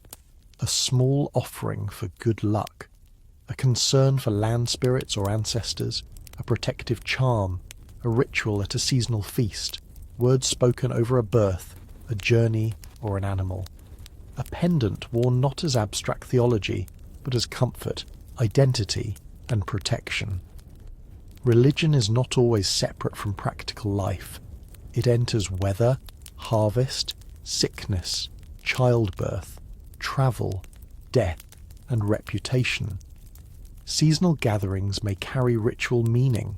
Feasting, drinking, sacrifice in some contexts, oath-making and communal memory could all be part of religious and social life. We should speak carefully here. Evidence for ritual varies by region and source, and later texts may shape our view, but it is clear that the sacred was not confined to a single building in the modern sense. Groves, halls, burial places, springs, stones, homes, and assembly sites could all hold meaning. Ancestors mattered. Burial practices in the Viking Age were diverse. Cremation and inhumation, grave goods, mounds, boat graves, simple burials, Christian-style graves in later contexts, and many regional differences. The way people treated the dead tells us that memory and identity continued beyond the moment of death. But we should not turn every burial into a simple story. Archaeology reveals patterns, objects, and bodies, while the inner feelings of mourners remain mostly beyond us. Inside the longhouse, stories keep memory alive. Some stories may be about gods, some about ancestors, some about local events, some about journeys, feuds, marriages, bargains, clever tricks, weather, animals, or the strange behaviour of neighbours long dead. Storytelling entertains, but it also teaches. It offers examples of courage, foolishness, generosity, greed, honour, shame, cunning, and fate. The later Icelandic sagas, written down centuries after many Viking-age events, are not straightforward recordings of village evenings. They are literary works shaped by later authors and Christian-era concerns. Still, they preserve names, social patterns, values, and narrative traditions that may echo older oral cultures. A careful script can draw atmosphere from the idea of oral storytelling without pretending that a particular saga scene happened in exactly the way it is written. Poetry was highly valued in Norse culture. Skaldic poetry could preserve praise, memory, insult, genealogy, and reputation in dense, artful language. Not every villager was a poet, but the spoken word mattered. In a world with limited writing, a well-shaped phrase could travel, a story could outlive a person, a reputation could be carried by speech. Runes existed, but literacy was limited compared with modern societies. Runic inscriptions appear on stones, objects, wood, bone, metal, and memorials. They could mark ownership, commemorate the dead, record names, make practical notes, or carry magical or symbolic meanings in some contexts. For ordinary villagers, runes may be familiar as signs of power, memory, or skill, even if not everyone can carve or read them. During the Viking Age, Christianity gradually becomes more important across Scandinavia. Missionaries, traders, captives, kings, queens, travellers, and political alliances all play roles. Conversion is not a single uniform event. In some places, Christian burial customs appear before official conversion. In others, older symbols continue alongside new ones. A person may wear a cross for faith, fashion, trade, protection, or affiliation. Context matters. Another may wear a hammer pendant in response, or because it is simply part of inherited practice. The archaeological record gives clues, not always final answers. For our village, this means belief may feel layered. An elder may speak of old gods and old ways. A traveller may describe churches overseas. A local leader may favour new religion for political reasons. A household may adopt certain customs while keeping older habits in private. A child may grow up hearing both. The change is not only doctrinal, it alters calendars, burial, law, alliances, names, and the imagination of the afterlife. Yet on a quiet winter evening, the immediate function of belief and story is also comfort. The wind presses against the walls, the fire has burned low. A storyteller's voice gives shape to darkness. People listen not because they are naive, but because stories hold the world together. They explain why bravery matters, why promises matter, why kinship matters, why luck is uncertain, why the dead should be remembered, why winter ends. A child half asleep near the hearth may not understand every word, but they absorb the rhythm. They learn which names make adults smile, which make them quiet, which stories are told only at certain times, which jokes are safe, which memories still hurt. Belief in the village is not a museum display. It is part of living under uncertainty. Will the harvest be enough? Will the boat return? Will the child recover? Will the animal survive winter? Will the stranger be friend or threat? Will the dead rest? Will luck hold? As the story ends, the longhouse settles. Someone adds a piece of wood to the hearth. Sparks climb and disappear. Outside, the sky may be clear and full of stars or covered by low cloud. The village rests between earth, sea, memory, and whatever powers people believe move behind the visible world. And beyond the walls the seasons keep turning, carrying the village toward the hardest and most inward time of year. Winter in a Viking-age village is not a single experience. It varies by region, elevation, coast, inland valley, and year. Some winters are wet and raw, some are snowy and bright, some are windy, icy and hard, some allow travel over frozen ground or water, others make movement miserable. But everywhere, winter changes the scale of life. The village draws inward. The long summer reach of fields, boats, pastures, markets, and open paths contracts toward house, barn, storehouse, byre, and hearth. Days are shorter. Work must fit into limited light.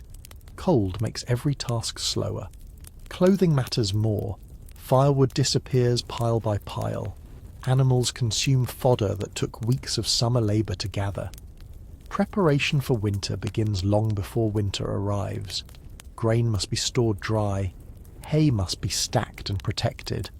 Fish, meat, dairy, and other foods must be preserved. Roofs must be checked. Tools must be brought in or placed where snow will not bury them. Boats may be pulled higher, covered or repaired. Clothing must be patched. Shoes must be serviceable. Firewood must be cut, split, gathered, and kept usable. A household that enters winter poorly prepared faces worry. A household with full stores still does not relax completely, because winter is long and uncertain. How much will the animals eat? Will damp ruin grain? Will illness weaken workers? Will a storm damage a roof? Will a thaw turn paths to mud? Will spring come early or late? Inside the longhouse, winter has a particular atmosphere. The air is smoky and close. Damp wool hangs near warmth. People spend longer hours indoors. The hearth becomes even more important, not only for heat and cooking, but for morale. Firelight gives the room a centre when darkness presses from every side. Outdoor tasks continue. Animals must be fed and watered. Snow may need to be cleared. Ice may need breaking. Wood must be brought in. Repairs cannot all wait. But the rhythm is different. A person may step outside into cold so sharp it changes their breathing, finish the necessary work and return with relief to smoke and warmth. Winter also makes social life more intense. People are close together. Small irritations have nowhere to go. Stories, games, craft, repair and conversation help pass the time, but crowding can strain patience. The longhouse contains tired bodies, stored food, tools, animals nearby, children, elders, guests, and perhaps people whose status gives them little choice about where to be. The warmth is shared, but so is the discomfort. This is the slightly lonely part of the village's year. Not lonely because no one is present, but because the world beyond the fire becomes distant. The sea may be too rough. Paths may be dark. News slows. A person may wonder about someone away from home. The dead may feel nearer in memory. The future harvest is still only hope. Yet winter is also productive. Textile work continues. Wool is spun, cloth is woven, clothes are mended, nets are repaired, tools are sharpened, wood is carved, handles are shaped, plans are made, children learn stories and skills, elders speak more perhaps because there is time to listen. A household uses winter to prepare for the next cycle of outdoor labour. Food in winter is quieter, more measured. Freshness is limited. Stored grain, dried fish, preserved meat, dairy products, roots, and whatever has been saved become the basis of meals. The taste of smoke may be everywhere. A special occasion or midwinter gathering can bring richer food and drink, but daily meals are practical. The household measures abundance by how much remains. Animals in winter are both comfort and burden. Their bodies produce warmth. Their sounds reassure the household that wealth still lives. But every animal must justify the fodder it consumes. Decisions made in autumn, about which animals to keep and which to slaughter, shape winter. A cow surviving to spring may mean milk again. A sheep surviving means wool and future lambs. Survival is investment. The landscape outside is beautiful in a stern way. Snow softens roof lines. Frost brightens fence rails.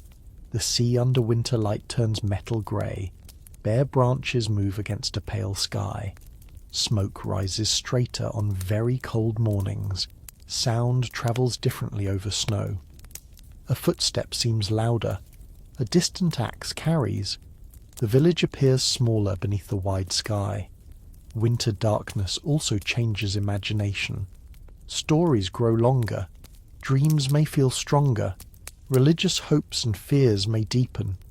A storm outside the walls reminds people how thin shelter really is. The longhouse is a human-made pocket of survival. Beyond it lie cold, animals, spirits perhaps, memory, and the unknown. But winter does not last forever. People watch for signs. The quality of light changes. Snow softens. Birds return or grow louder. Animals behave differently. Drips begin from roofs. Mud replaces ice. Stored food runs low, but hope rises. A field appears again from under snow. A boat can be checked. A gate can be repaired properly. The village begins to unfold. The endurance of winter is not dramatic every day. It is mostly ordinary persistence. Feed the animals, keep the fire, mend the cloth, stretch the food, tell the story, sleep near warmth, wake again, do it tomorrow. And when the year turns back towards spring, the village does not become new. It becomes itself again, extended outward into light. To understand the whole rhythm of village life, it helps to follow one full day as it moves from dawn to night, gathering many of these details into a single quiet passage.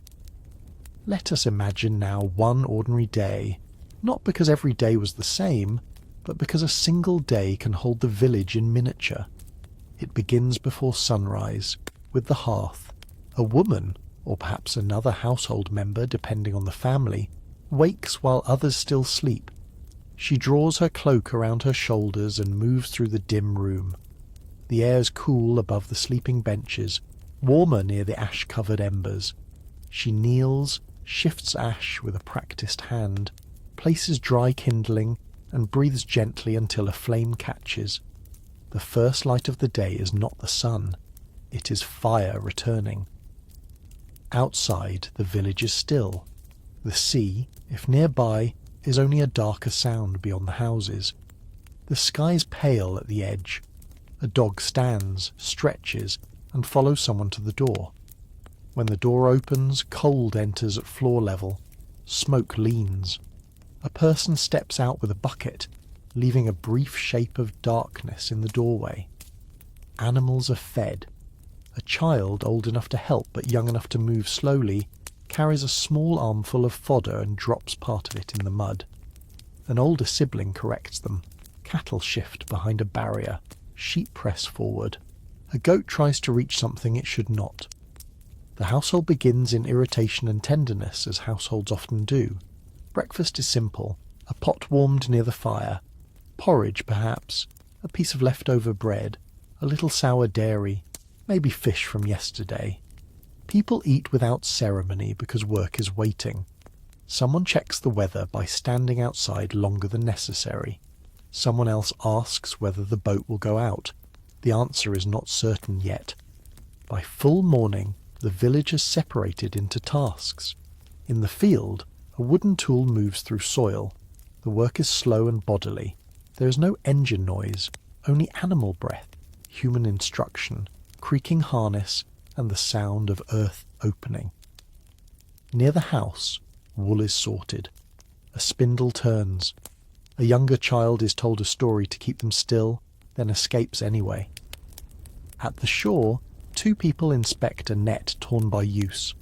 One curses softly, not in rage, but in the tired way of someone who has repaired the same thing many times. A neighbour arrives to borrow a tool. This is not unusual. The request carries a history of previous favours and future expectations.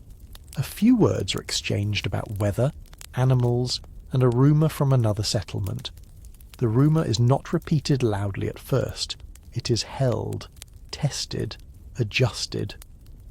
News moves through the village like smoke, visible in one place, then another. Near midday the sun is higher, though in some seasons it never climbs very far. The household eats again or takes food to work. A child brings a message and lingers to watch a craftsperson shape wood. The knife moves in careful strokes. Shavings fall. The child asks if they can try. The answer is no, then perhaps later, then watch first. In the afternoon the boat goes out if weather allows. It is not a heroic departure, it is practical. The boat slides into water. Oars dip. Those on shore return to their work but glance back more than once. On land, animals are moved. A fence repair becomes more urgent when a weak section gives way. Two people fix it with temporary strength, knowing a better repair must come later. Inside the longhouse the light shifts. Smoke rises. A stew or broth simmers. Textile work continues in the pauses between other tasks. A garment is patched. A chest is opened and closed. A small object from far away, maybe a bead or coin, is moved aside while searching for something practical. The wider world glints for a moment, then disappears beneath wool. The boat returns before evening, not with a legendary catch, but enough. Fish are unloaded. Some will be eaten. Some prepared for keeping. Nets are hung. The boat is pulled up and checked. A child is given a small task and takes it very seriously. Gulls complain overhead. The air smells of salt, fish, tar, wet rope and smoke from the village. As the sun lowers, animals are settled. Tools are gathered. The field is left unfinished because fields are almost always unfinished.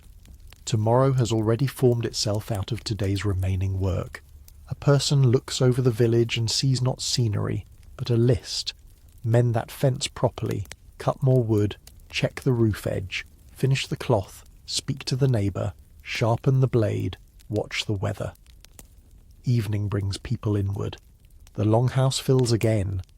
Food is shared according to household order. A guest, if present, is given a place. Children become sleepy before they admit it. The firelight softens faces and hides the roughest corners of the room. Conversation moves from practical matters to memory. Someone tells what they heard from the neighbour. Someone else doubts it. An elder remembers a similar thing from years ago. A story begins. It may be about a god, a foolish traveller, an ancestor, a dangerous winter, a clever bargain, or a person whose pride brought trouble. The story is not performed loudly. It moves at the pace of the room. The wind outside fills the pauses. A child fights sleep and loses. Later the tools are put away. The door is barred or secured.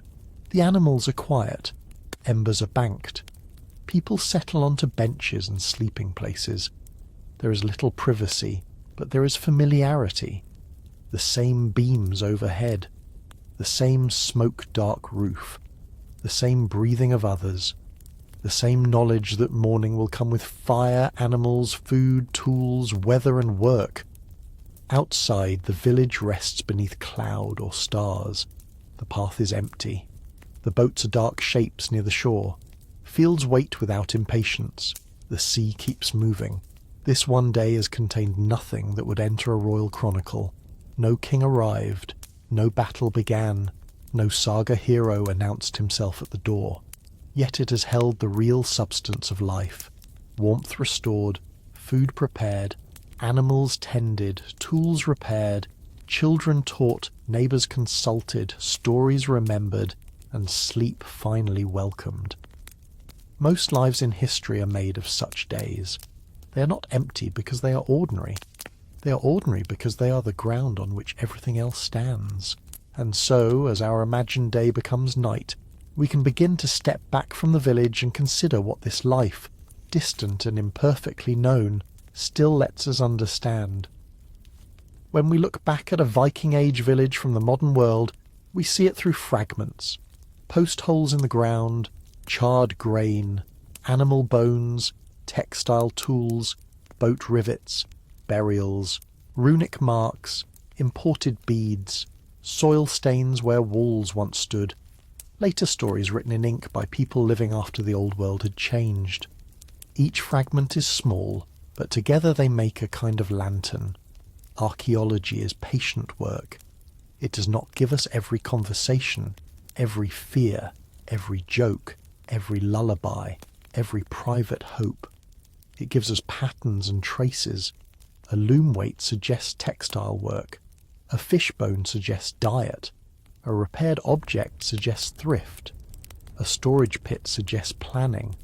A burial object suggests memory, status, belief, or identity, though never as simply as we might wish.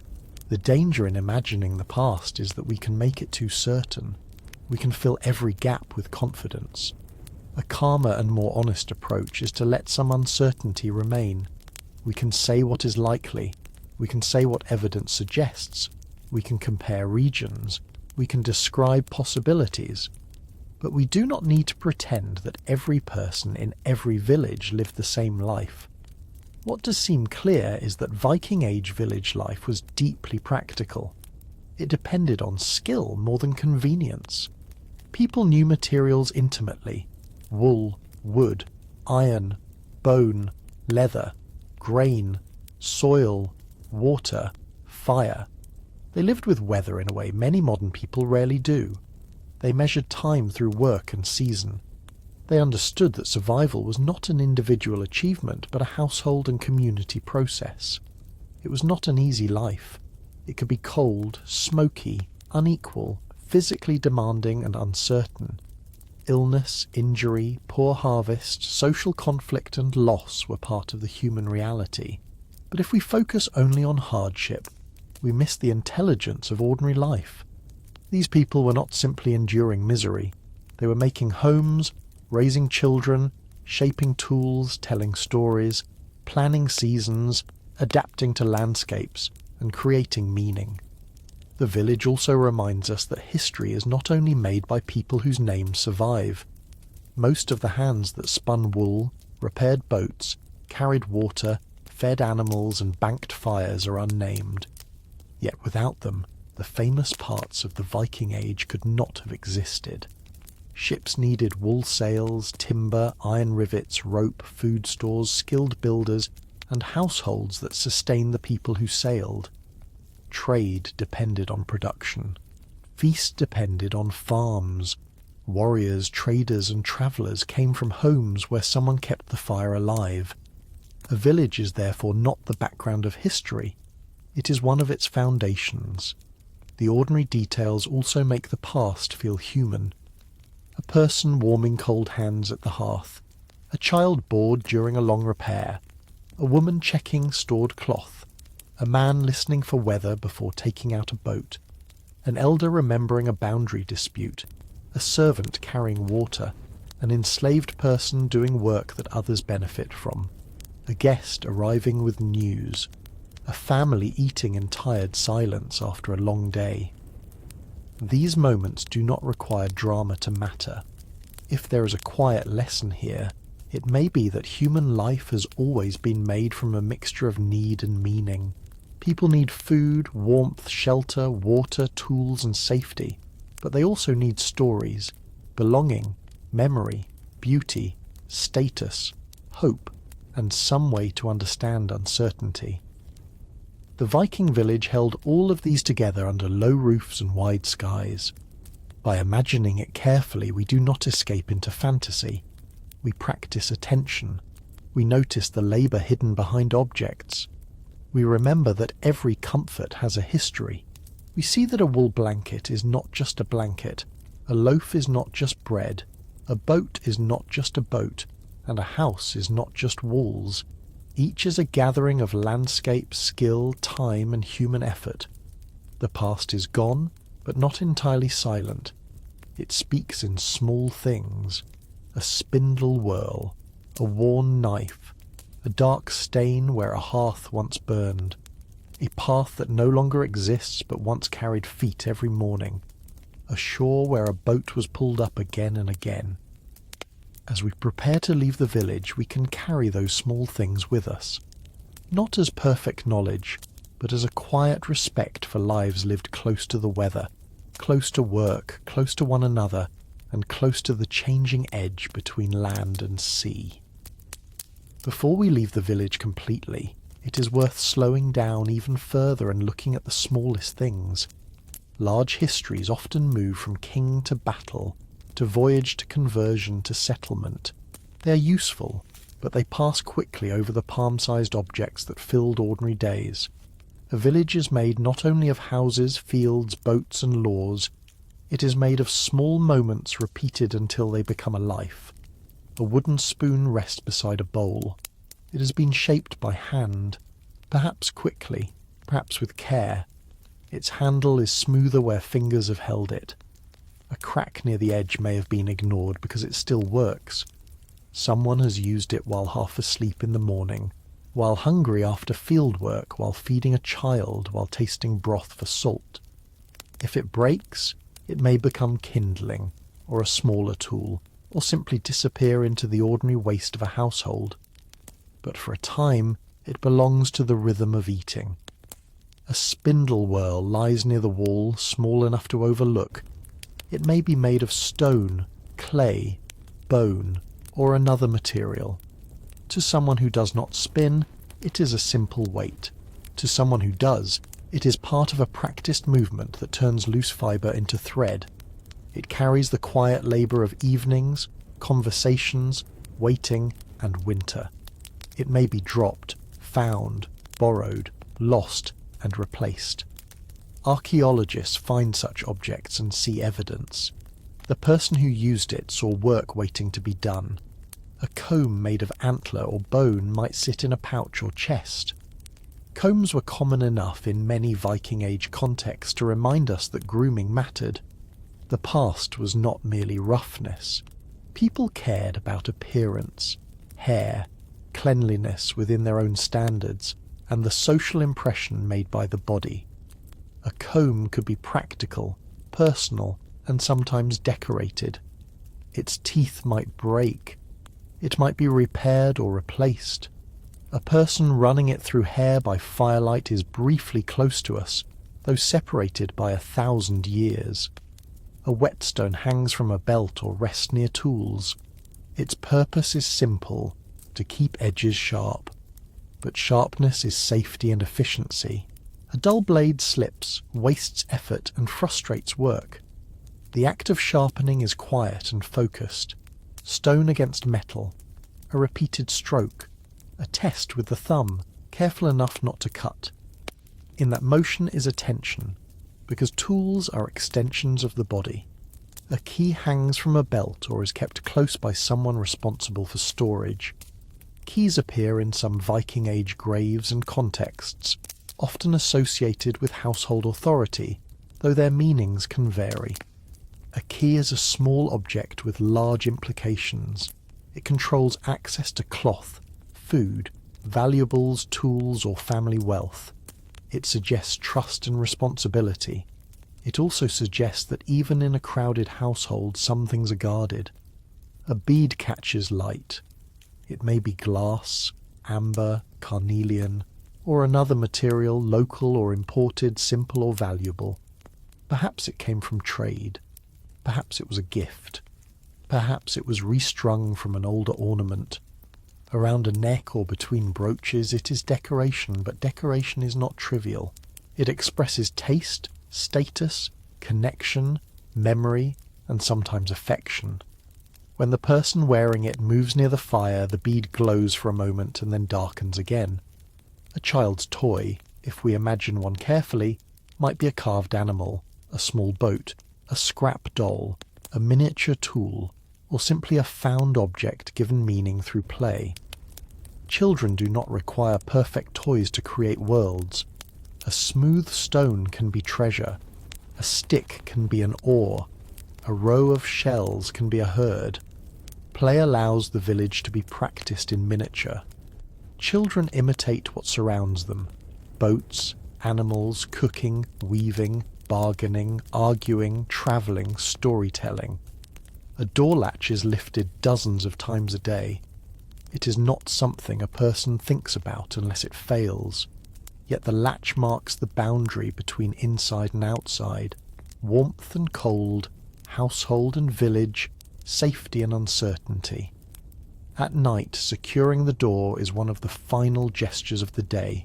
In the morning, opening it lets the world in again. A roof leak is discovered by sound before sight. A drop falls where it should not. Someone looks up. The repair may be temporary at first. A vessel placed beneath, a patch planned, a complaint made. In that small annoyance is the truth of shelter. A house is never simply finished. It is maintained against time. A patch on a cloak tells its own story. The original cloth wore thin at the elbow or edge. Another piece was chosen, cut and sewn. The patch may not match. It may be from an older garment. It may be placed neatly or hastily. It extends the life of the cloak through one more season. In modern life, a patch may seem like poverty or style. Here it is prudence. The cloak still warms. That is what matters. A storage vessel is opened carefully because what it holds cannot be wasted. Grain, butter, dried herbs, salt, or preserved food may be inside.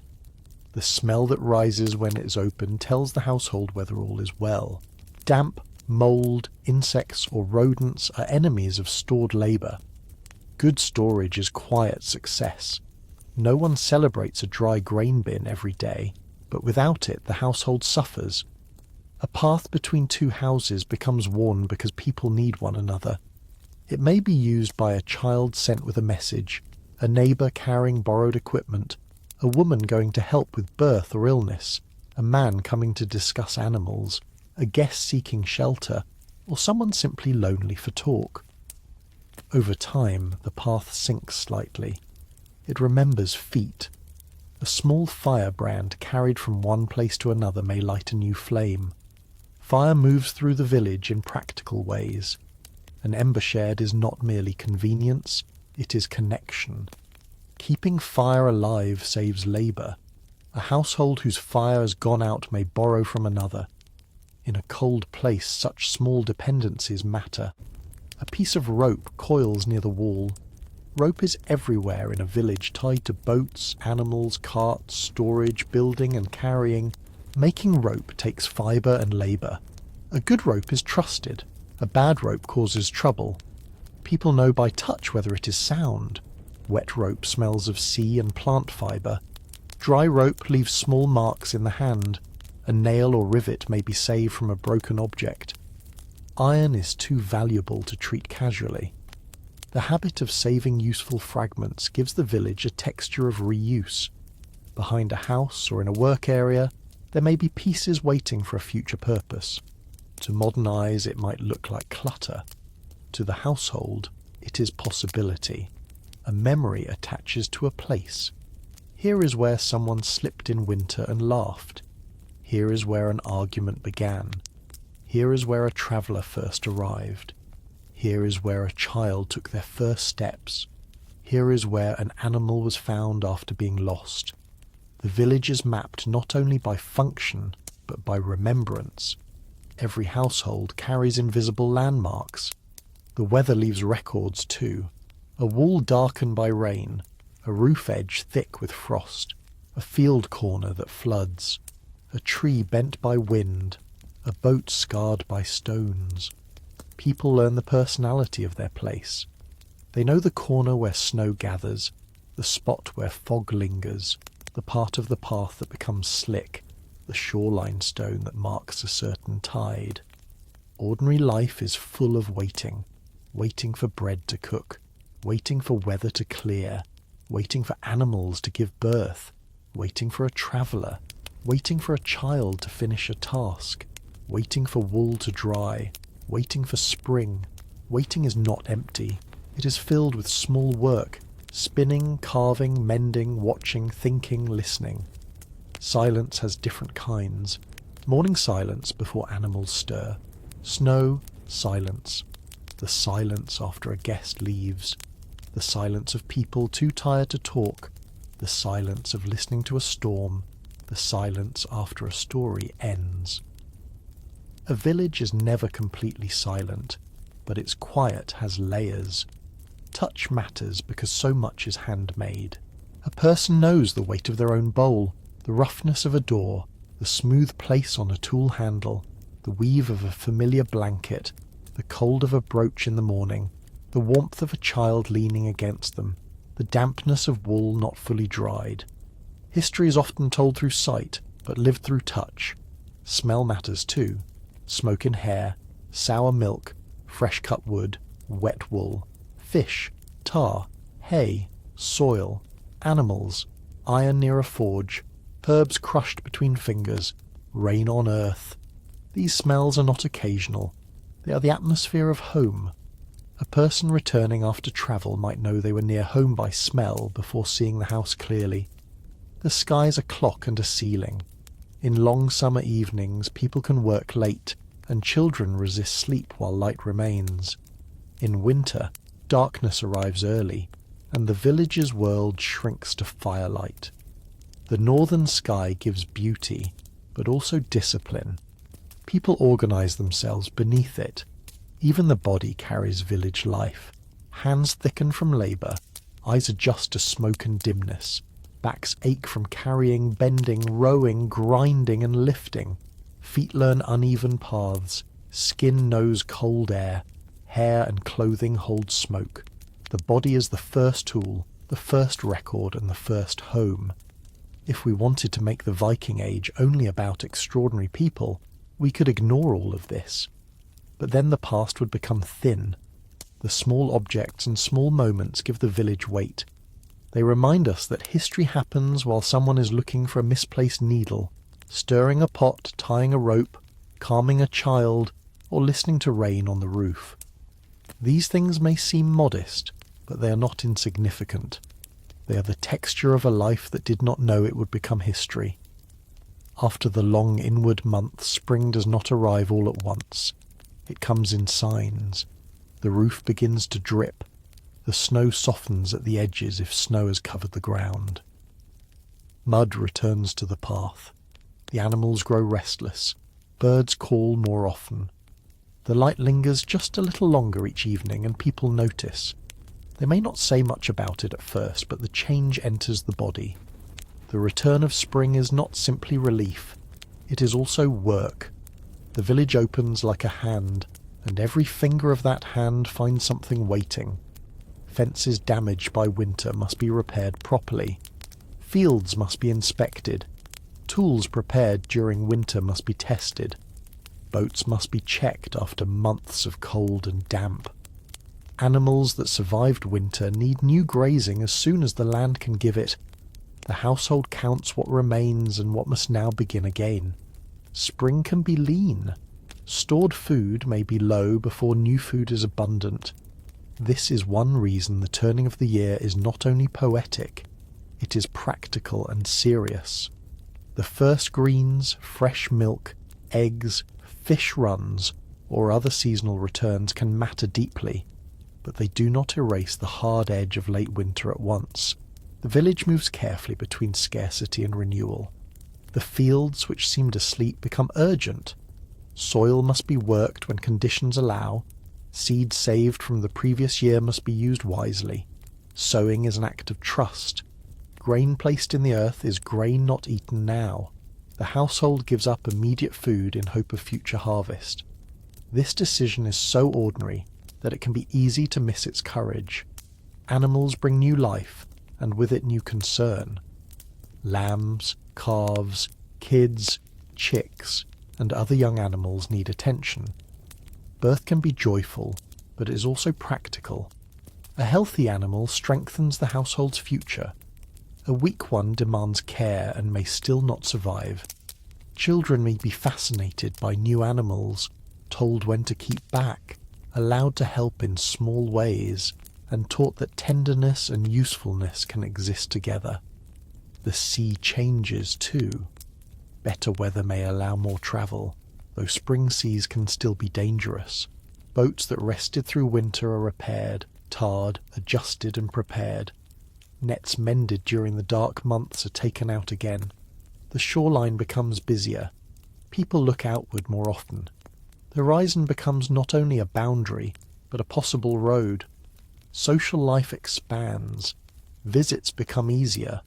News begins to move more quickly. A market may be planned. A marriage negotiation may resume. A dispute delayed by winter may come back into public attention. A young person may prepare to leave for seasonal work or travel. A household may host kin they have not seen for months. The village hears more footsteps on its paths.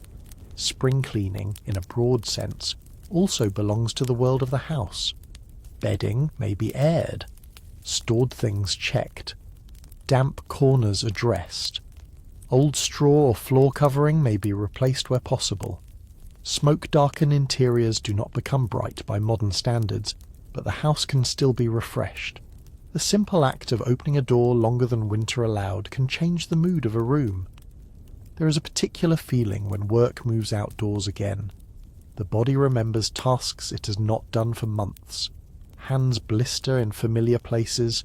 The back complains. The first long day in the field feels both tiring and promising. People return to the longhouse with mud on legs and a different kind of hunger. Spring also renews uncertainty. The new year does not guarantee success. Weather can still fail. Crops can still struggle. Animals can still die. Travellers can still be delayed. But the direction of the year has changed. Instead of measuring what remains in storage, people begin measuring what might grow. In the evening, after a spring day's work, the village may sound different from winter. More animals outside. More voices between houses, more movement near the shore, water running, tools being used in open air, children lingering outside until called in. The longhouse is still central, but it no longer feels like the whole world. This return of spring completes the circle. The village survives by moving with the year, not by resisting it. It contracts and expands. It stores and spends. It waits and acts. It remembers winter while preparing for harvest. It lives, always, between what has been saved and what is hoped for. And with that final turn of the season, we can now let the village settle once more into the larger rhythm of time. Night in the village is not the same as sleep. Sleep is part of it, but night also has its own work, its own sounds, and its own way of making the settlement feel both sheltered and small. In a modern town, night is often softened by streetlights, windows, traffic, and the steady hum of machines. In a Viking-age village, darkness gathers more completely. When the sun is gone and the fire is low, the world outside the longhouse becomes a place of shapes rather than details. A fence is a darker line. A boat is a curved shadow. The path between houses disappears unless moonlight, snow or habit reveals it. Inside the longhouse, sleep comes in a shared space. People do not close bedroom doors and withdraw into private rooms. They settle near one another, divided by status, role, age and household arrangement, but still close enough to hear breathing, shifting, coughing and dreams. The sleeping bench, the cloak, the wool covering, the warmth of another body nearby, and the red centre of the hearth all define rest. The hearth is managed for the night. No one wants flames raging unattended, but no one wants the fire fully dead either if embers can be kept. Ash is drawn over coals. Fuel is arranged. The last person awake may look carefully at the fire, the door, the children, and the tools left near the wall. It is a small inspection of survival before sleep. Outside, animals may stir. A cow shifts its weight. Sheep press together. A horse stamps. Dogs are alert even when people are not. Their hearing extends the household into darkness. A sudden bark can bring someone awake at once, listening. Most of the time the cause is ordinary. Another animal, a sound in the wind, a neighbour moving late. But the reaction shows how closely people listen to their surroundings. Night also belongs to weather. Rain on a turf or thatch roof has a different sound from rain on modern glass. It is softer, more absorbed, but not silent. Wind finds gaps. It presses smoke downward or pulls it away. In winter, a hard wind can make the house seem like a boat in a dark sea, creaking but holding. In snow, the village may become strangely quiet, the usual small noises covered and softened. People may wake during the night. A child cries. An elder needs help. Someone coughs because smoke has irritated the throat. Someone rises to check an animal, adjust the fire, or step outside. The cold beyond the door is immediate. Stars, if visible, seem sharper without artificial light. The person outside may stand for a moment, not from leisure, but because the night is wide and astonishing. The sky would have been more present to people than it is to many of us now. Stars, moon, cloud, aurora in far northern places, the pale glow of snow, and the long dark of winter all shape the emotional world. People did not need modern astronomy to feel the sky's importance. It was a calendar, a sign of weather, a source of stories, and a reminder of human smallness. Sleep itself might not always be one unbroken stretch. In long winter nights, people may have slept, woken, spoken, tended the fire, and slept again. Scholars debate patterns of pre-modern sleep in different cultures, and we should not impose one model everywhere. But it is reasonable to imagine that sleep in such a household was flexible, shaped by darkness, labour, animals, children, weather, and the needs of the hearth. Bedding varied by wealth and region. Wool blankets, skins, cloaks, straw, hay, or other materials might be used. A wealthy household could offer more comfort. A poorer person might sleep with less. A guest's place near the fire could reflect hospitality. An enslaved or low-status person might have a far less comfortable place. Even in sleep, social order remains visible. There is vulnerability in sleep. The household lies down together because the day has used them. Tools are near, but hands are empty. Food stores are guarded only by walls, doors, dogs, and custom. Boats rest unattended. Animals depend on fences. A village at night trusts its own preparations. Yet there is comfort too. The familiar room holds familiar sounds.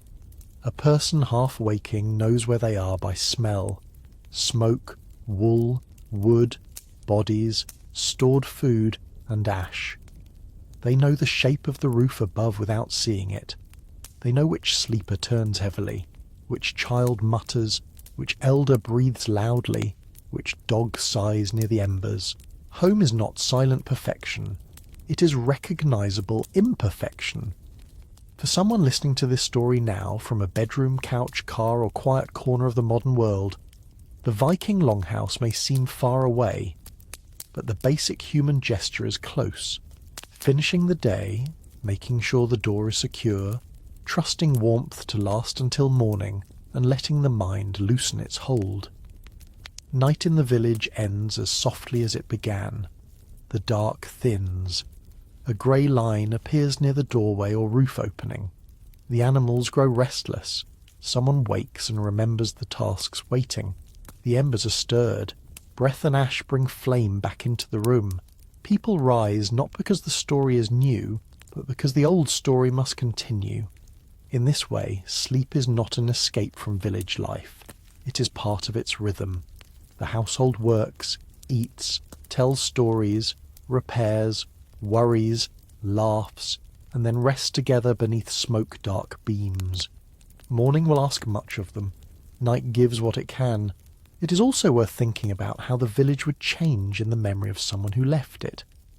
A traveller going overseas, a young person married into another settlement, a servant sent to a different household, or a trader gone for a season might carry the village inwardly long after the actual roofs had disappeared behind hills or sea mist.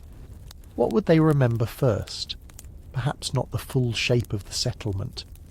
Memory often begins with details. The sound of a particular gate, the smell of a mother's cloak, the place near the shore where boats were pulled up, the slope of a field in evening light, the way smoke rose from the roof on still mornings, the voice of an elder telling a story heard many times before. Home in a Viking-age village was not always gentle. It could be demanding, unequal, crowded, and full of obligation. But it was also the place where a person learned the world. The first map of life was local. This path, this fence, this animal, this water, this hearth, this face, this rule, this warning, this song. Even people who travelled widely began somewhere specific. For those who sailed or traded, the village may have become a measure against which other places were understood. A large trading town might seem noisy and strange. A foreign city might seem rich beyond imagining.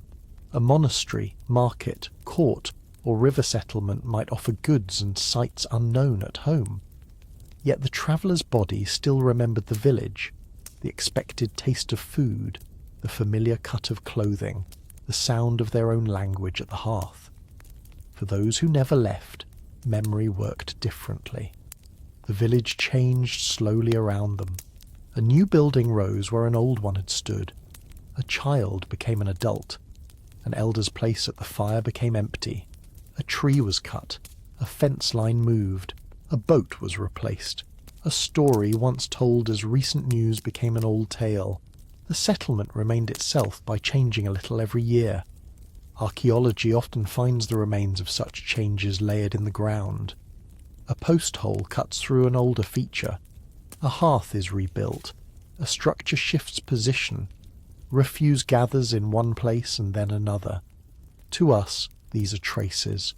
To the people living there, they were decisions, accidents, repairs, and seasons. This is one reason a village is hard to describe as a fixed picture. It is more like a slow process.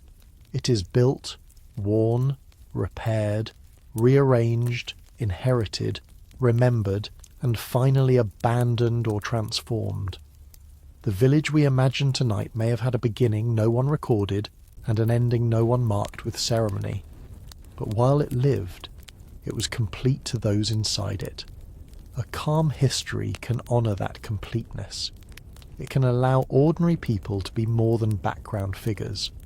The woman spinning thread is not background.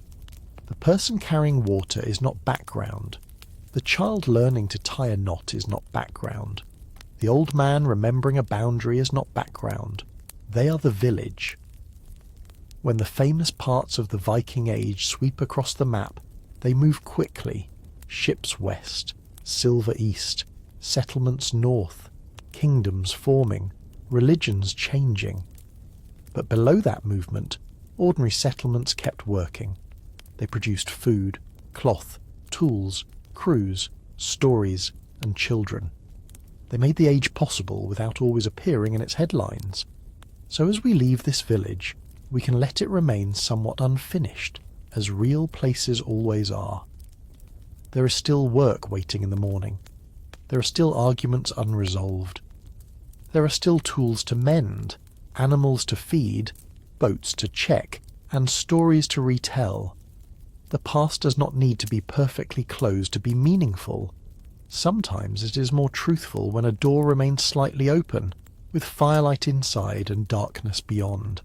There is one last way to picture the village before the conclusion. Imagine standing just outside it at a distance, not as a stranger arriving, but as someone pausing before sleep. You can see only the signs of life now: smoke lifting, a faint glow at a doorway, the darker line of roofs against the sky, the patient shapes of boats near the shore. Nothing announces itself loudly. The village does not know it is being remembered. It simply continues. That may be the gentlest truth about ordinary history. Most people did not live as symbols of an age. They lived as themselves, concerned with weather, kin, hunger, comfort, pride, duty, worry, and rest. They did not know which parts of their world would survive in the ground or in stories. They only knew that morning would need fire, water, food, tools, and hands willing to begin again. So we let the village remain human-sized. Not perfect, not romantic, not grim. Just a small northern settlement, held together by work, memory, and the warmth of a hearth against the dark. The fire is lower now. Inside the longhouse, the last tasks have been finished or set aside for morning. The bowls have been moved. The tools are where they belong. The cloak that needed mending lies folded near the bench. A child sleeps under wool, one hand open against the blanket. Near the hearth, a dog dreams in small movements. Above, the roof beams are dark with years of smoke. Outside, the village has settled into night. The paths are empty. The fences stand as well as they can until morning. The animals are quiet, shifting now and then in their sleep. The boats rest above the tide line, their hulls dark against the paler stones.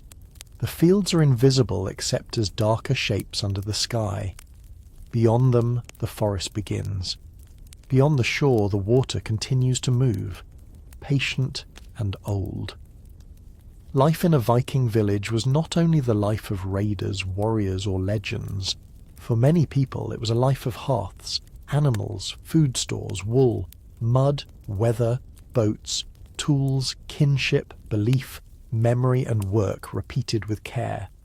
It could be difficult, it could be unequal, it could be cold and smoky and uncertain, but it was also skilled, textured, social, and deeply connected to land and sea. Tonight, we have walked through that world slowly. We have watched the village wake, work, eat, mend, listen, remember, and sleep. We have seen how much of history lives in quiet routines, in the hands of people whose names were not written down, but whose labour made the age possible. And now it is time to let the village fade back into darkness. The hearth is banked. The door is closed. Smoke rises softly into the night. Somewhere beyond the walls, the sea breathes against the shore. The old northern village rests beneath cloud, moon, or stars, held for a little while in the silence between one day and the next. Wherever you're listening from, and whatever time it is in your part of the world, I hope this quiet journey has helped your thoughts slow down. Let the work of the day be finished for now. Let the past become soft at the edges. Let the fire burn low. Sleep well, take care, and good night. Thank you for watching Something About Sleep. Since you're clearly still awake, why don't you click on the next video and we'll see you there.